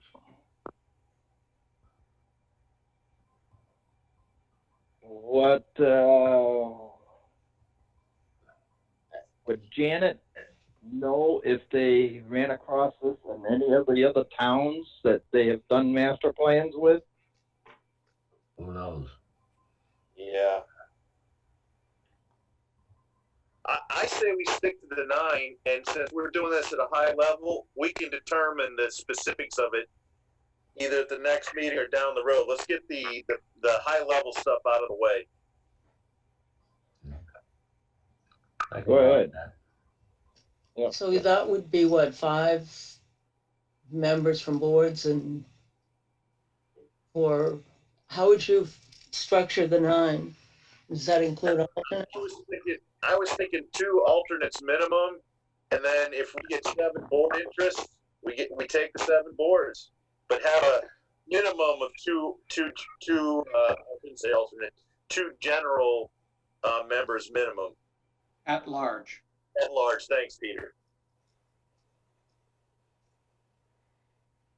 I only mentioned the alternate because in the next paragraph down from what you can see, it has specific language that sort of forbids alternate members.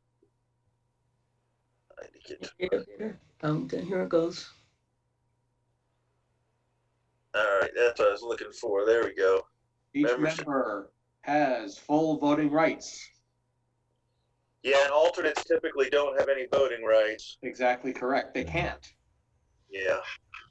But then it says ex officio members may be appointed by the planning board as needed, but do not have voting rights. Yeah, that I next think one. an ex officio is different than an alternate.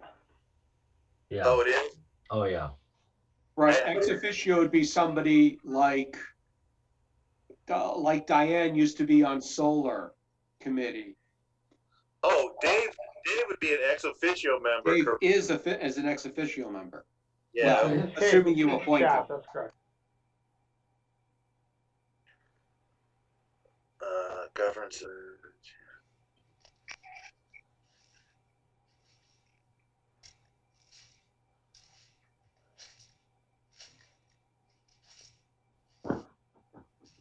Could we put some norm in there, right before the ex officio member? Alternate may be appointed by the planning board as needed.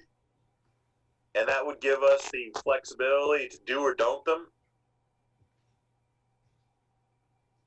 But what's the role of an you don't have any provision for them because you don't say what their role is. Yeah. That's why you need to either add a bit here talking about alternate members and what their role is, or leave it out and I don't want to say forget about it, that's a little harsh, but to include alternate members is more work now. Yeah, I somewhat agree with you. It was a good idea in structure, but it's going to be a mess trying to manage it. You know, I'm going to say But let it there go. we go again. How are you going to get outside people in? Yeah. How do you start getting these people interested into town politics? Well, that's something we have not discussed yet. That's kind of next up. We've kind of decided how we're going to notify the boards and committees. The next thing we have And how to discuss is have how to do the members at large, residents how- at large. how are we going to notify the general public? My own personal thoughts are we use the town website, can use, I suppose, Facebook, town Facebook page, and we put a notice out there. And we can And put I'm- something I'm- on the TV channels as one of the notices there. Yeah, I was going to say, Norm, can we use Peter on the cable to put a nice, he can hold a sign and say, please join? I'm kidding. I'll send out there with a sandwich board. Yeah, I've seen Bruce will do that for me, okay? In the past, I have asked Janet at Central Mass Regional Planning to buy one of those boards that they can put out on a common, and when they do have something like this, a master plan, and they can put agendas and things like that on it. We need, where is the board that we were going to get? The $35,000 board, Dick, that's paid for by the CARES Act. That's Paid for by us, but where the hell is it? I thought it was something that was supposed to be coming. Yeah, I'm curious about that too, because the CARES Act's been operational for 6 months, and I don't think it takes 6 months to make and install a sign. Well, I don't know that we've signed a contract for one yet. We haven't signed a contract for a sign. That's incredible. yeah. Well, considering the amount of money it's got to be put out to bid, Yeah.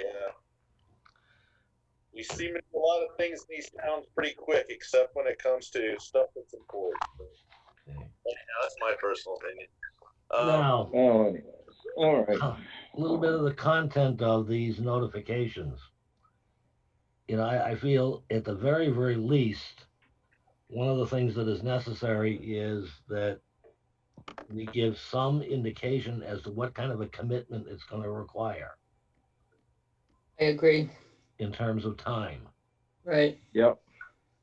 We also, Norm, Dave had sort of a high level of what we're looking for, and then he had the second part, which more of the detailed questions, which would be sort of the I don't want to call it the interview, but the triage of the individual. But it wouldn't be a bad idea to give sort of a maybe an outline of what we're looking for, and along with a timeline. Is there a way to do that in a requirement for a committee member, maybe?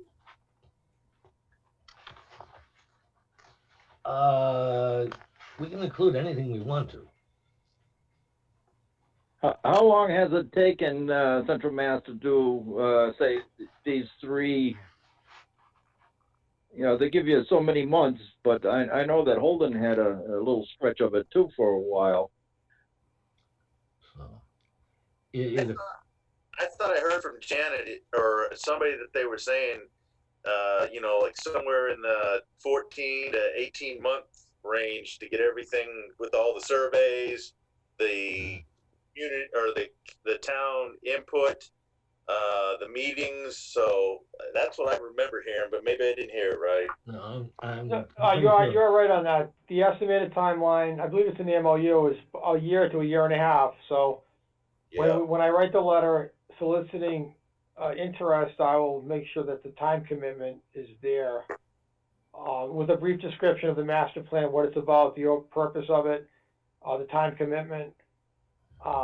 And then if there's any questions that the board would like to include, maybe a couple of key questions, should we have more than a sufficient number of members just to triage, then we can ask those questions in there as well. And could I throw a monkey wrench in there too? Do we have our 2000 master plan on a PDF file? I doubt it. The master plan exists as on a disk. It's several files on a disk. Why do you ask? Or any way to get that from a disk to easier access? What I'm saying is these people, should they have an idea of what the old one was about? Or know what they're getting into? Yeah. Do you know what format the old one's in on that disk? I don't have it at my fingertips at the moment. Hey, Peter, if it's from 2000, I'm gonna be crazy, and I bet it's 3.5-inch floppy.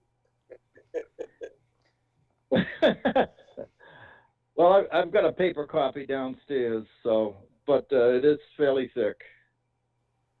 Yeah.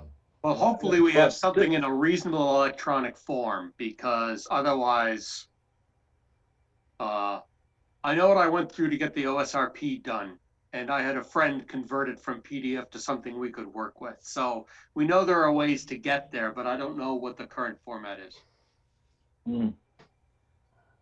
Dave, I just think that it might be something good for the people if they wanted to look back what the old one said versus what maybe be the new one. That's all. well, the planning board should probably have a copy of that in our file somewhere, huh? It says here in fine print, yes.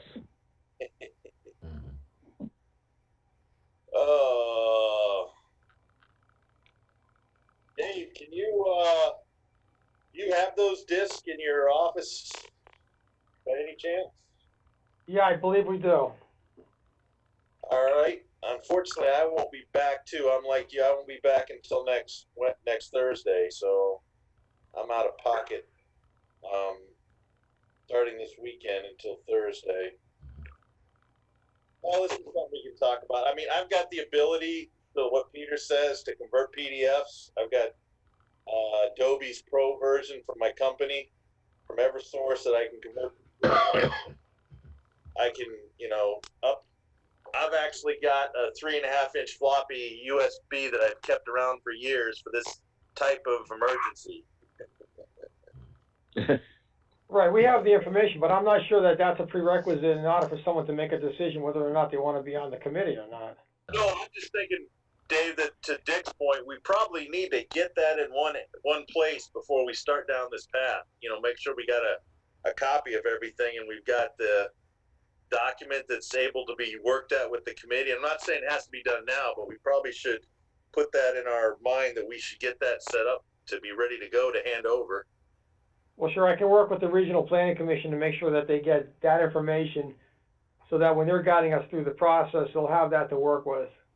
I mean, I think, and again, this is my opinion, your 6th bullet, where you're asking about technical knowledge and experience with the following topics, I think you should have a time. You know, it's going to be 14 to 18 months, whatever you deem the number is. And then the second point of being on the committee is ask them, do you have technical knowledge or experience with the following topics? And not make the police select all that apply, but just put it out there so they can see what's going to be discussed, and if they feel they're qualified.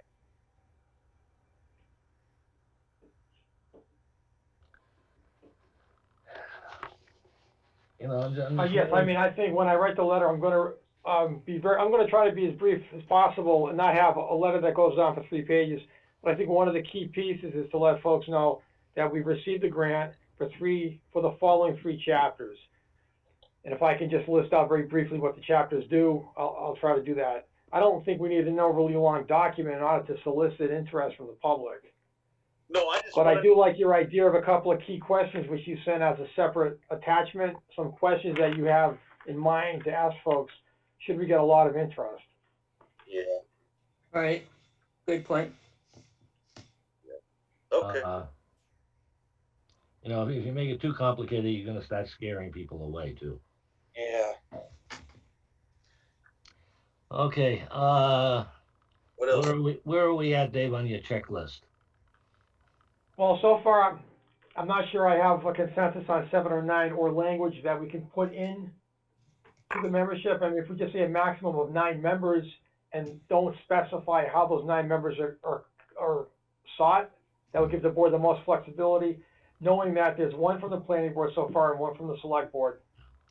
Or if you want to specify some number from the boards and commissions and some number maximum as ad hoc, then that's fine too. Yeah. But I don't think we have that yet. Does anybody have any objection to writing in a maximum of 9 members on the board? No, I think that's a good number. I agree. I like it. Agreed. Okay. We've got that. Now, is there any prescription on how those 9 members are going to be allocated? I don't think it's necessary at this point. I don't, if you wanted to, you could put a broad statement that says the 9 members will include, you know, the public, people from, you know, the public and some members, a combination of the 2, without going into detail. All right, good. If there's consensus on that, that's what I'll do. Yeah, that'll work. Yep. All right, good. So we have a number. Yes, Peter. I'm sorry, if I was gonna make a suggestion to some wording in the membership paragraph for the words that are there right now.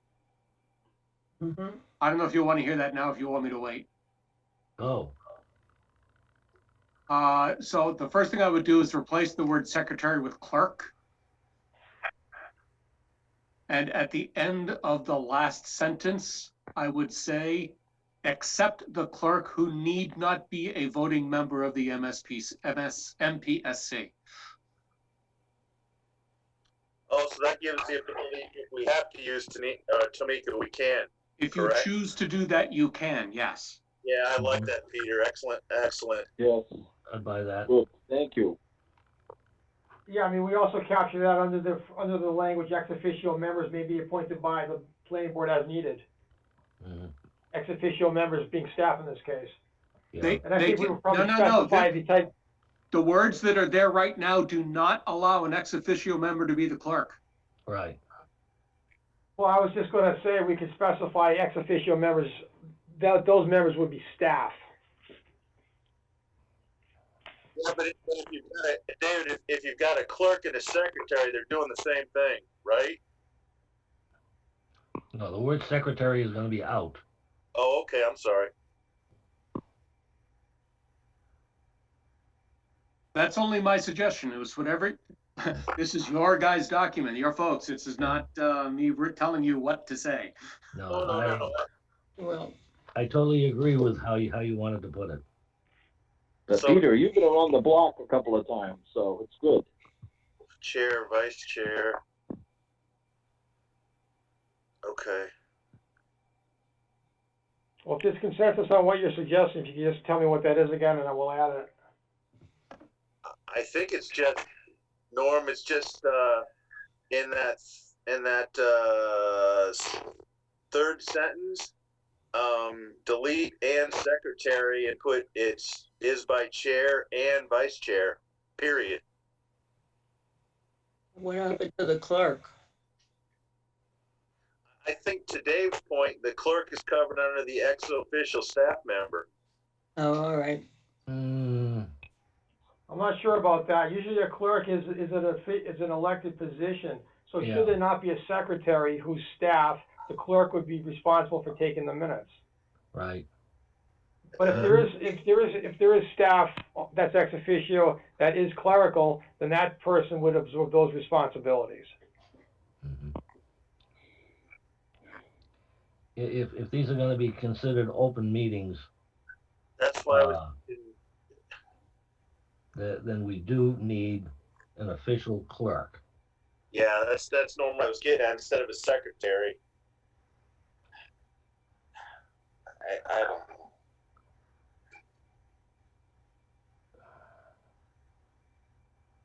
Norm, it's Tamika. If I may, for example, on the select board, Leah was, voted in by the board as the clerk. So when I am not able to do my capacity as the secretary, she is the backup role to my role, if that makes sense. So there's both, but one is voted and one is not. That's interesting. I like that, Tamika. Then we could leave the secretary in there, but you'll just be an ex official member of the clerk that's assisting the secretary. That makes sense? I think I would call that person the clerk if they're a member of the board, because the clerk and a secretary are two different things in this scenario. So I think the wording has to be specific, because I would not be a member of the board. Does that make sense? So I think instead of maybe saying chair, vice chair, secretary, it would say clerk, since those three positions are elected positions within the board. I don't know if that makes sense, I'm saying.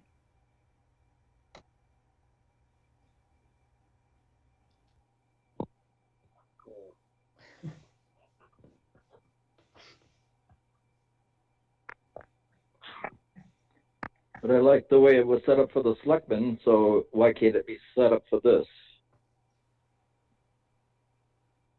Yeah, it's just a question of the language. Well, hold it, Norm. Don't we have a secretary for the planning board that doesn't take notes? I don't think so. No, the board has a clerk. If it's an elected board, the position is a clerk. If it's someone who's appointed, it's a secretary, or it's not a clerk in the same meaning of clerk. Okay. So if you have a board or a commission, you have the typical positions of the chair, the vice chair, and a clerk. This goes back to the days before there was professional staff to staff all the boards, where the boards would in effect staff themselves. Yeah, I remember that quite well, yeah. Or an But once again, I administrative. think if you have ex officio members may be appointed by the planning board as needed, ex officio, I'm not sure that needs to be defined. I mean, we're talking about staff specifically in this context. So if you want more than one staff appointed, then the board would do so. So would we change that secretary to clerk then? Because You've already done that, yes. okay, all right, good enough. That's then I think we've covered it, because then if we need to appoint Tamika to handle the open meeting law version of it, that's all right by that second line, or that third line. I'm sorry, correct? That's correct. And if the regional planning commission is not going to provide that service as part of this contract, then I would recommend looking to internal staff. I just need to check on that. If they're already going to provide it, then we have that covered. Yep. As part of the contract and the service that they're going to provide for their end of this project. Yeah, because Dave, their project manager would be considered an ex officio member, correct? I think that they are project management, which is not an ex officio member per se. Ex officio members would be the specific members of the Master Plan Steering Committee, including town staff. All right, good enough. I would be surprised if they were planning to supply a secretary or a clerk, simply because this is their MOU. And their intent of this is that the MPSC does it all by itself. Once again, I don't know the answer to that question. And I think we're maybe getting a little far afield to trying to get through this checklist, but I will look into it, without doubt. And we do have flexibility, should that not be the case, to look to have someone internally take the position. I don't think we preclude anything at this point. Yeah, we're getting into the weeds. We got to get out of the weeds. Okay, let's continue down that line of bullets, Dave. All right, so we have 9 members maximum, of which we already have 2 positions filled. Well, we have 1 position filled, which is the Board of Selectmen, which they did at their last meeting. Is there a planning board member that we want to designate as one of the 9 members, so that we would then have 2 members accounted for? Can I back up a quick second? That's great that they appointed somebody to the committee, but the planning board has the yes or no. I mean, I think maybe, Norm, if you want to just recount that meeting and what we're trying to do cooperatively, that might be a good time to do it. I am simply going to say that I heard them recommend Leah for the steering committee, and we will officially appoint her. Oh, no, I'm good. Excellent. Okay. I believe the word you're looking for is nominate. They nominated. So she nominated. So if I may through the chair, the ultimate decision whether we want to have a member of the select board on this meeting is entirely up to us. Yes. Correct? Yes. I'm good with that. That's fine. I'm saying Lee's a great candidate, but I just don't like being forced into, I have to do this. No, I agree. I agree with you, Tim. I think that the select board actually overstepped when we made motion and accepted a motion that we would be in full charge on who is going to be on this steering committee, and for them to make a suggestion, pretty much they said to the public that they're going to have their way. And I just want to be upfront and completely disagree with what they did during that meeting. I'm okay from what Norm just said about they made a recommendation for Leah to be appointed to the committee, and that's fine. And then if she's fully qualified, I'm more than happy to have her on because she's a great participant and get involved. So I don't have any issues with that. If I may, weren't they requested to send somebody to this committee? Or am I misremembering? Requested by whom? Dave and Norm were both there. And maybe Ron suggested it, but I don't remember that clearly. In my little spiel to the select board, I included something in the way of language that we are, looking for and certainly expect participation from the select board. Again, I just want to move on. I was bringing it up. Move on. Okay, with what's going on. It's the right thing. We need to get more people we can get, the better off we are. So let's get to the next bullet. All right. So the other things that we've accounted for so far is how to send it. So you're going to do it by email. It's going to go to the chairs of the boards and commissions that were decided, with not all boards and commissions being part of this. We're also going to send it to the public by Facebook, cable, the email blast, and the news headline on the town's website. So what we don't have is the timeline for people to respond. Do we have who's going to make the final decision on the members? Was that the planning board in its entirety or a subset? I think we need 2 questions. Okay, first of all, decision should be the entire planning board, I think. Yeah, I agree. Correct. I agree. Okay, good. And then if I was to get a letter out next Monday or Tuesday when I get back, how much time do you think is fair for folks to have a chance to respond? I'd say 14 days. That's my shot from the hip. 2 weeks. All right, if we did it for 2 weeks, I think we could hopefully get responses back and coincide this with the meeting of January 12th. Would that be okay? If we could pull that off? All right, can you make sure that we don't have any terrible snowstorms or anything else? You mean like Monday? Yeah. Hey, it's all gonna be done electronically. Yeah. Well, the problem is when the power goes out, Norm, electronics die. Yeah. All right. I think that's.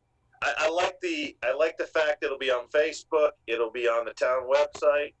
When And is Martin Luther King Day?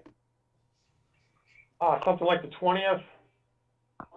Oh, it's that far out. Okay, I just want to make sure you weren't going to run across select board being 1 day delayed and therefore interfering with your meeting.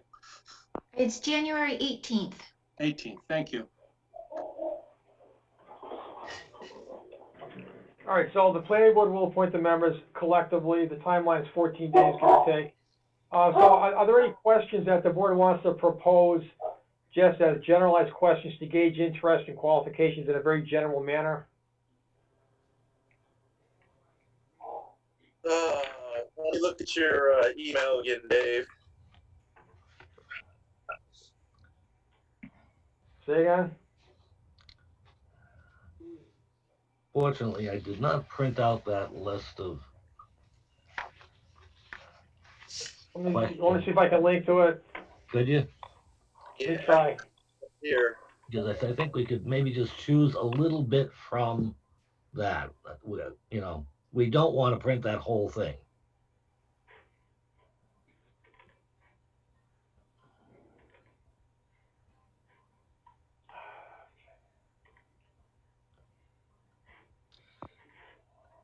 Just another thought. They have down here on the meeting schedule, it says meetings will be held on a monthly basis through the duration of the project. Now That's got to be more than that. That's meetings with CMRPC. Yeah. I see. They got to have more than that, Norm. I mean, twice a month is not unreasonable. I just keep thinking that other stuff is gonna come up. Yeah. That's gonna be beyond that. But that also, it said there would be communication between the members by email, etc. So it wasn't, there was work to be done between official meetings. I think what's there is with the regional planning commission, so perhaps the board wants to refine that language to be more general.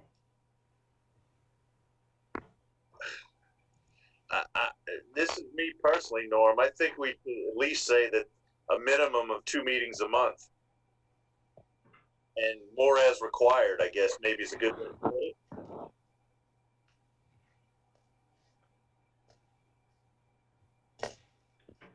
I don't know. Well, Meetings will be held on a monthly basis with the possibility of additional meetings as needed. Yeah, I like that. Yep, good.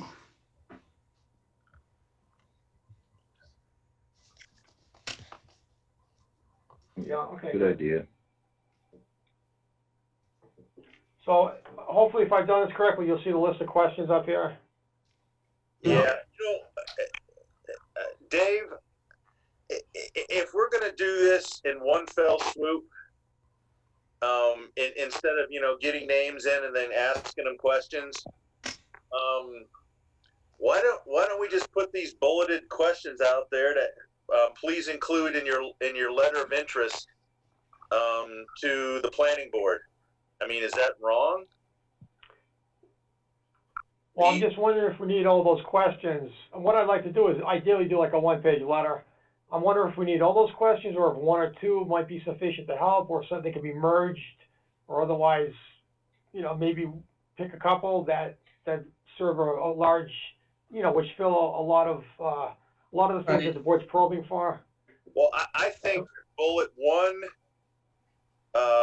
4, and 5 are important, and then bullet 6 should just be, this is the topics that'll be discussed during the the master plan steering committee's tenure, something like that. I don't know. I think that should come later.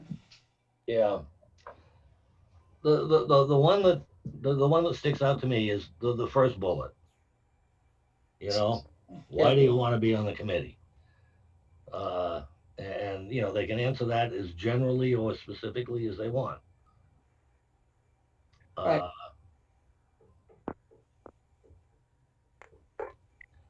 Yeah, agree.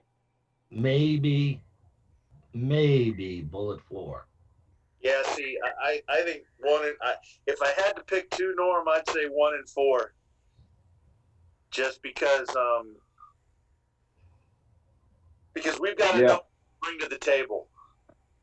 And if we're specifically ask them for that, and that'll be part of the letter to the planning board, then we can be able to make that decision on, you know, we got 2 people that we know are good. What distinguishes one from the other? Yeah.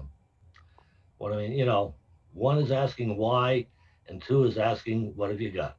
Yeah, I would probably leave it at that, and then to Dave's, instead of asking him how much time, tell them that it's 14 to 18 months. So we were up front with them.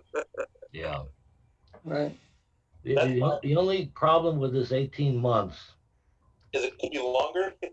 Well, yes, because this is only for what, 3 sections? Yeah, 3 sections. And, you know, at least, I don't know, the indication that I got when we talked with CMRPC is that they have a reasonable expectation that there may be additional grant money, you know, in subsequent years to continue this. Yeah. You need to go into that right now, though, I think. No, but like I say, you know, I'd hate to, you know, have this thing continue on, and then you know, people come back and say, hey, my 18 months is up, I'm gone. You know. Could you put something in there, Norm? Initial commitment of possibly 18 months with more service potentially needed. I don't know. I'm just sort of throwing stuff out there. Yeah, Marilyn? I don't think that you need to go into that right now. I think the 18 months is sufficient. Okay.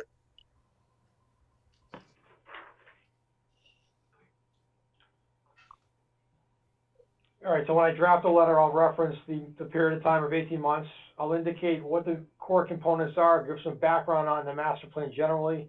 And do we have consensus on these 2 questions, number 1 and 4?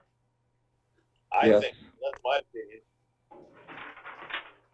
On that 18 months, could we just put in the first word being initially Mm-hmm. Yeah, I like that, Norm. and leave it at that? Yeah. I go along with that. Because who knows? They might come up with some other things and other help and wrap it up sooner. Yeah.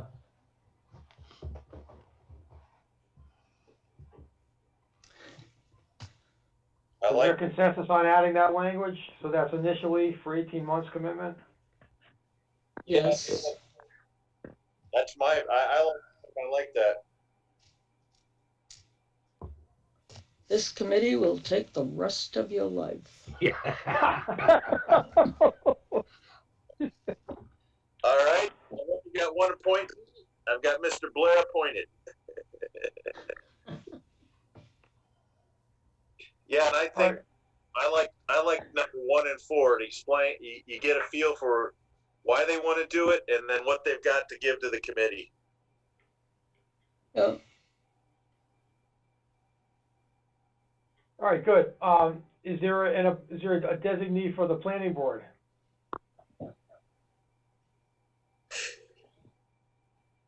Tim?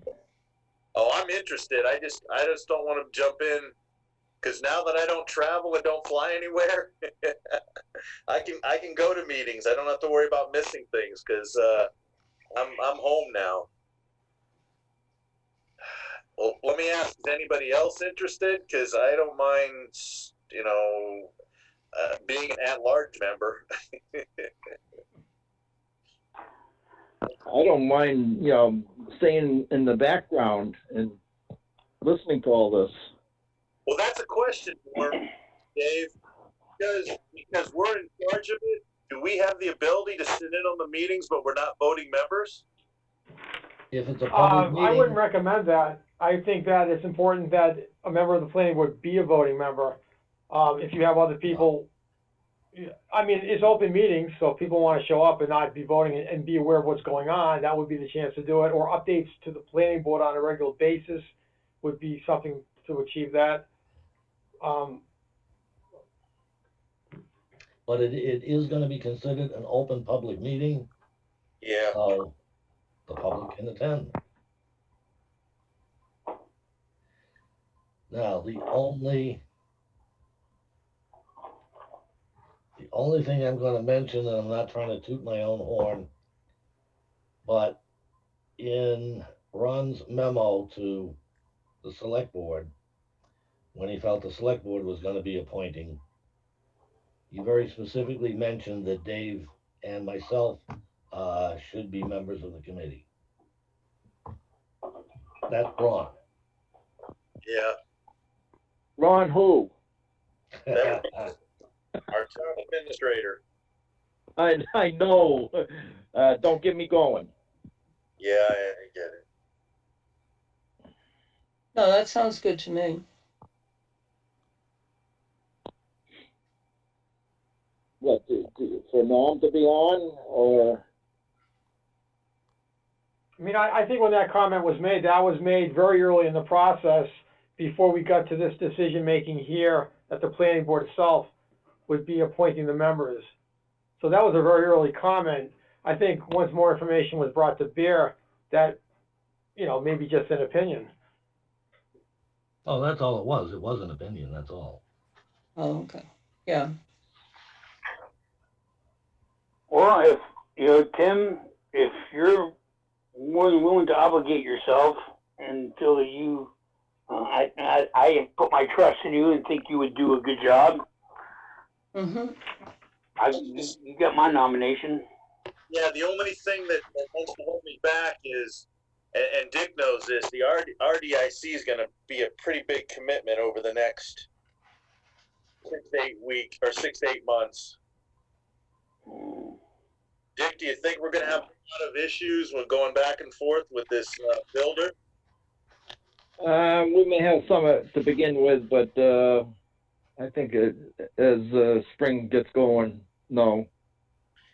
Norm, if you're interested in doing it, I don't have a problem putting my name in the hat for at large. I have no problem doing that. Yeah. I don't know.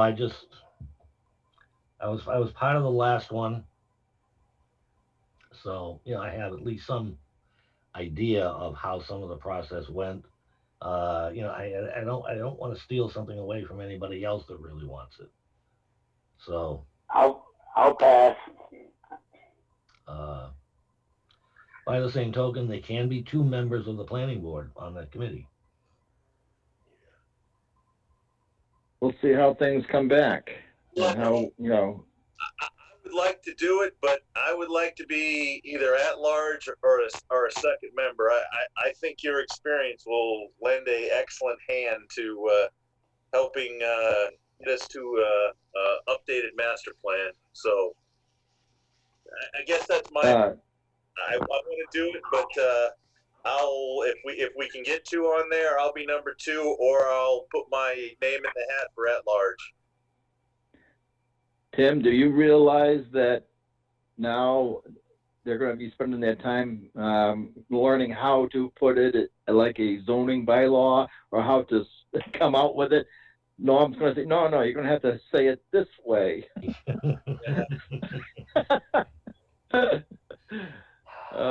No. And that's the one advantage for the master plan. Why I really wanted to keep it in the planning board, because all of us have got a lot of experience with what we shouldn't do. So yeah.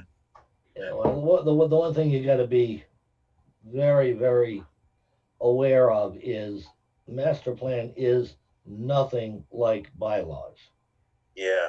It is a totally different animal. It's, yeah, it's the difference between a tiger and a kangaroo. Yeah. Mm.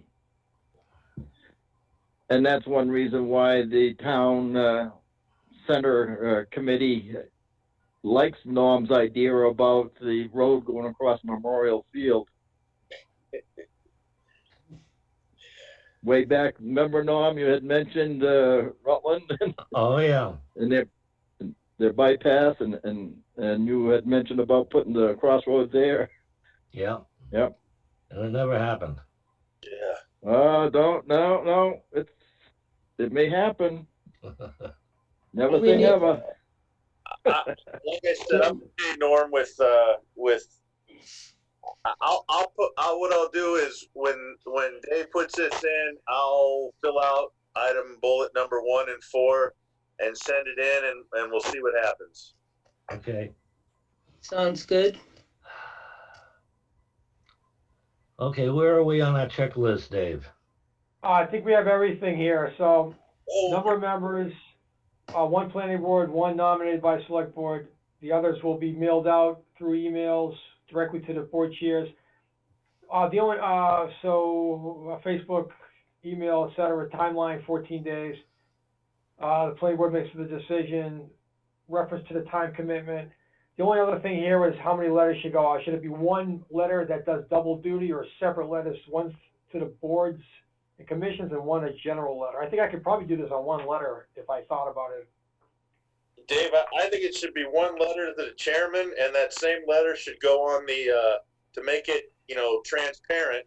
1 letter to the chairmans, and then that same letter goes on to the cable, the website, and Facebook. So it's all the same. Okay. But I need to account for a letter to the general public as well.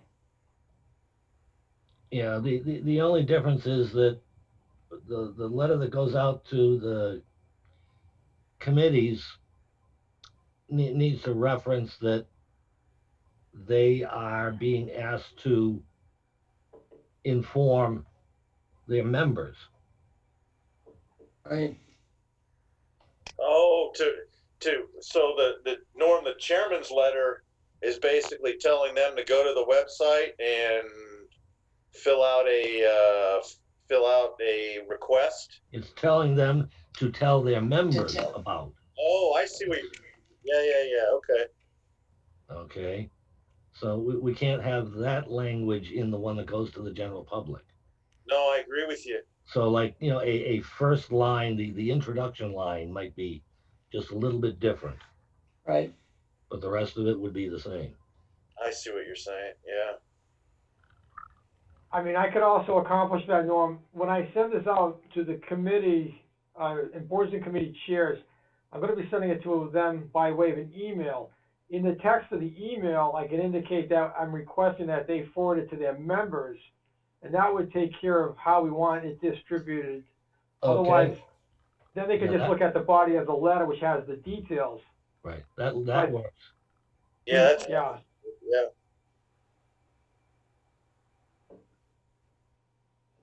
Sounds good. And then you. All right, so I think we have everything, to get going on this. It's gonna take me, I'll take care of this when I'm back next week on the 28th and 29th. Come on, Dave. I work on my time off. Like, you kidding me, right? Yeah, well, sounds like you're a saint. I don't know. I'm joking. I'm stupid. Let me just say that. So take work balance. Life's important. It's really important. Tim, is it okay to have a day off? Yeah, you can. You know what? Because if I remember right, at the town of Rutland, it's use it or lose it. Yeah. Define time off. I'm unfamiliar with this concept. Yeah, right. Yeah, Peter, I was in my previous job, but I gotta tell you, Eversource is a great company for work-life balance. They insist you take your vacation and don't work during it. So, God bless that company. Dave, you can take half of Christmas Day off, but be in all the earlier the day after. Yes, the day after Christmas. Yeah. But what if I want Thank you, one more Mr. piece of coal? Scrooge. I need one more piece of coal for my heater. Send one more piece of coal. You caught it. You caught it. Did you get your Rutland present the gloves without the fingertips? Yeah, that's right. Oh, where's Susan with our chocolate rum treats? Oh, Where do we Oh, no, I stand on our appreciate everything on agenda? this one. I'm gonna go Addison right now. What else do we got to do? I think we're done. Oh, we have a decision. Campbell Street? Campbell Street. Oh, yeah, one more. Decision Yeah, I for- couldn't print, I couldn't print that out, so. Let me see if I can retrieve it and share it like I did on this other thing here. We ran off the public. It's just us goons left and Peter. 1, 2. Yep, it's just us and Tamika, of course. If I've done this correctly, you ought to see the decision. Yep. Oh, good. Do we got is that a signature that we need to do, Dave? That'll be over with Anita. Yes, please. It'll be over at Anita on next Monday.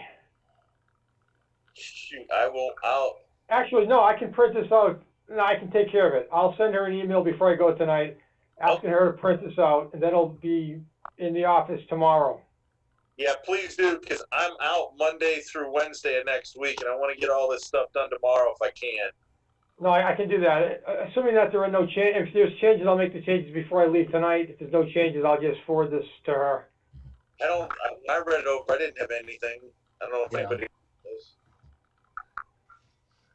I looked it over and, well, I don't know. By the time I think I got to page 7, I stopped, but I didn't see anything. No.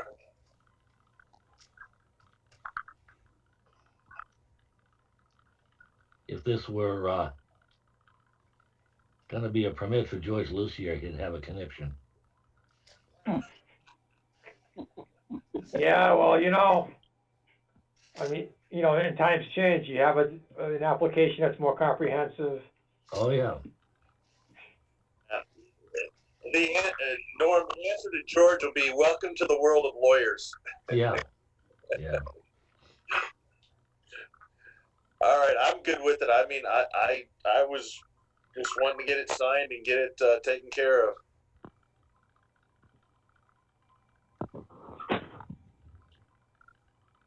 We need to vote on this. All right. We already have, but we just need to get it signed. Correct? I think the board has already voted to approve this. All right. If you want another vote, I guess No, I don't you want could to. make. Nope. I guess you can make a vote to sign it, and that can go into the minutes. No, I think we just need to get it over to Anita and get it signed since we've already voted on it. It was just Yeah. get it written up. Yeah, we can sign it when we sign the ANR. I agree with Sean. All right, sounds good. Okay, motion to adjourn.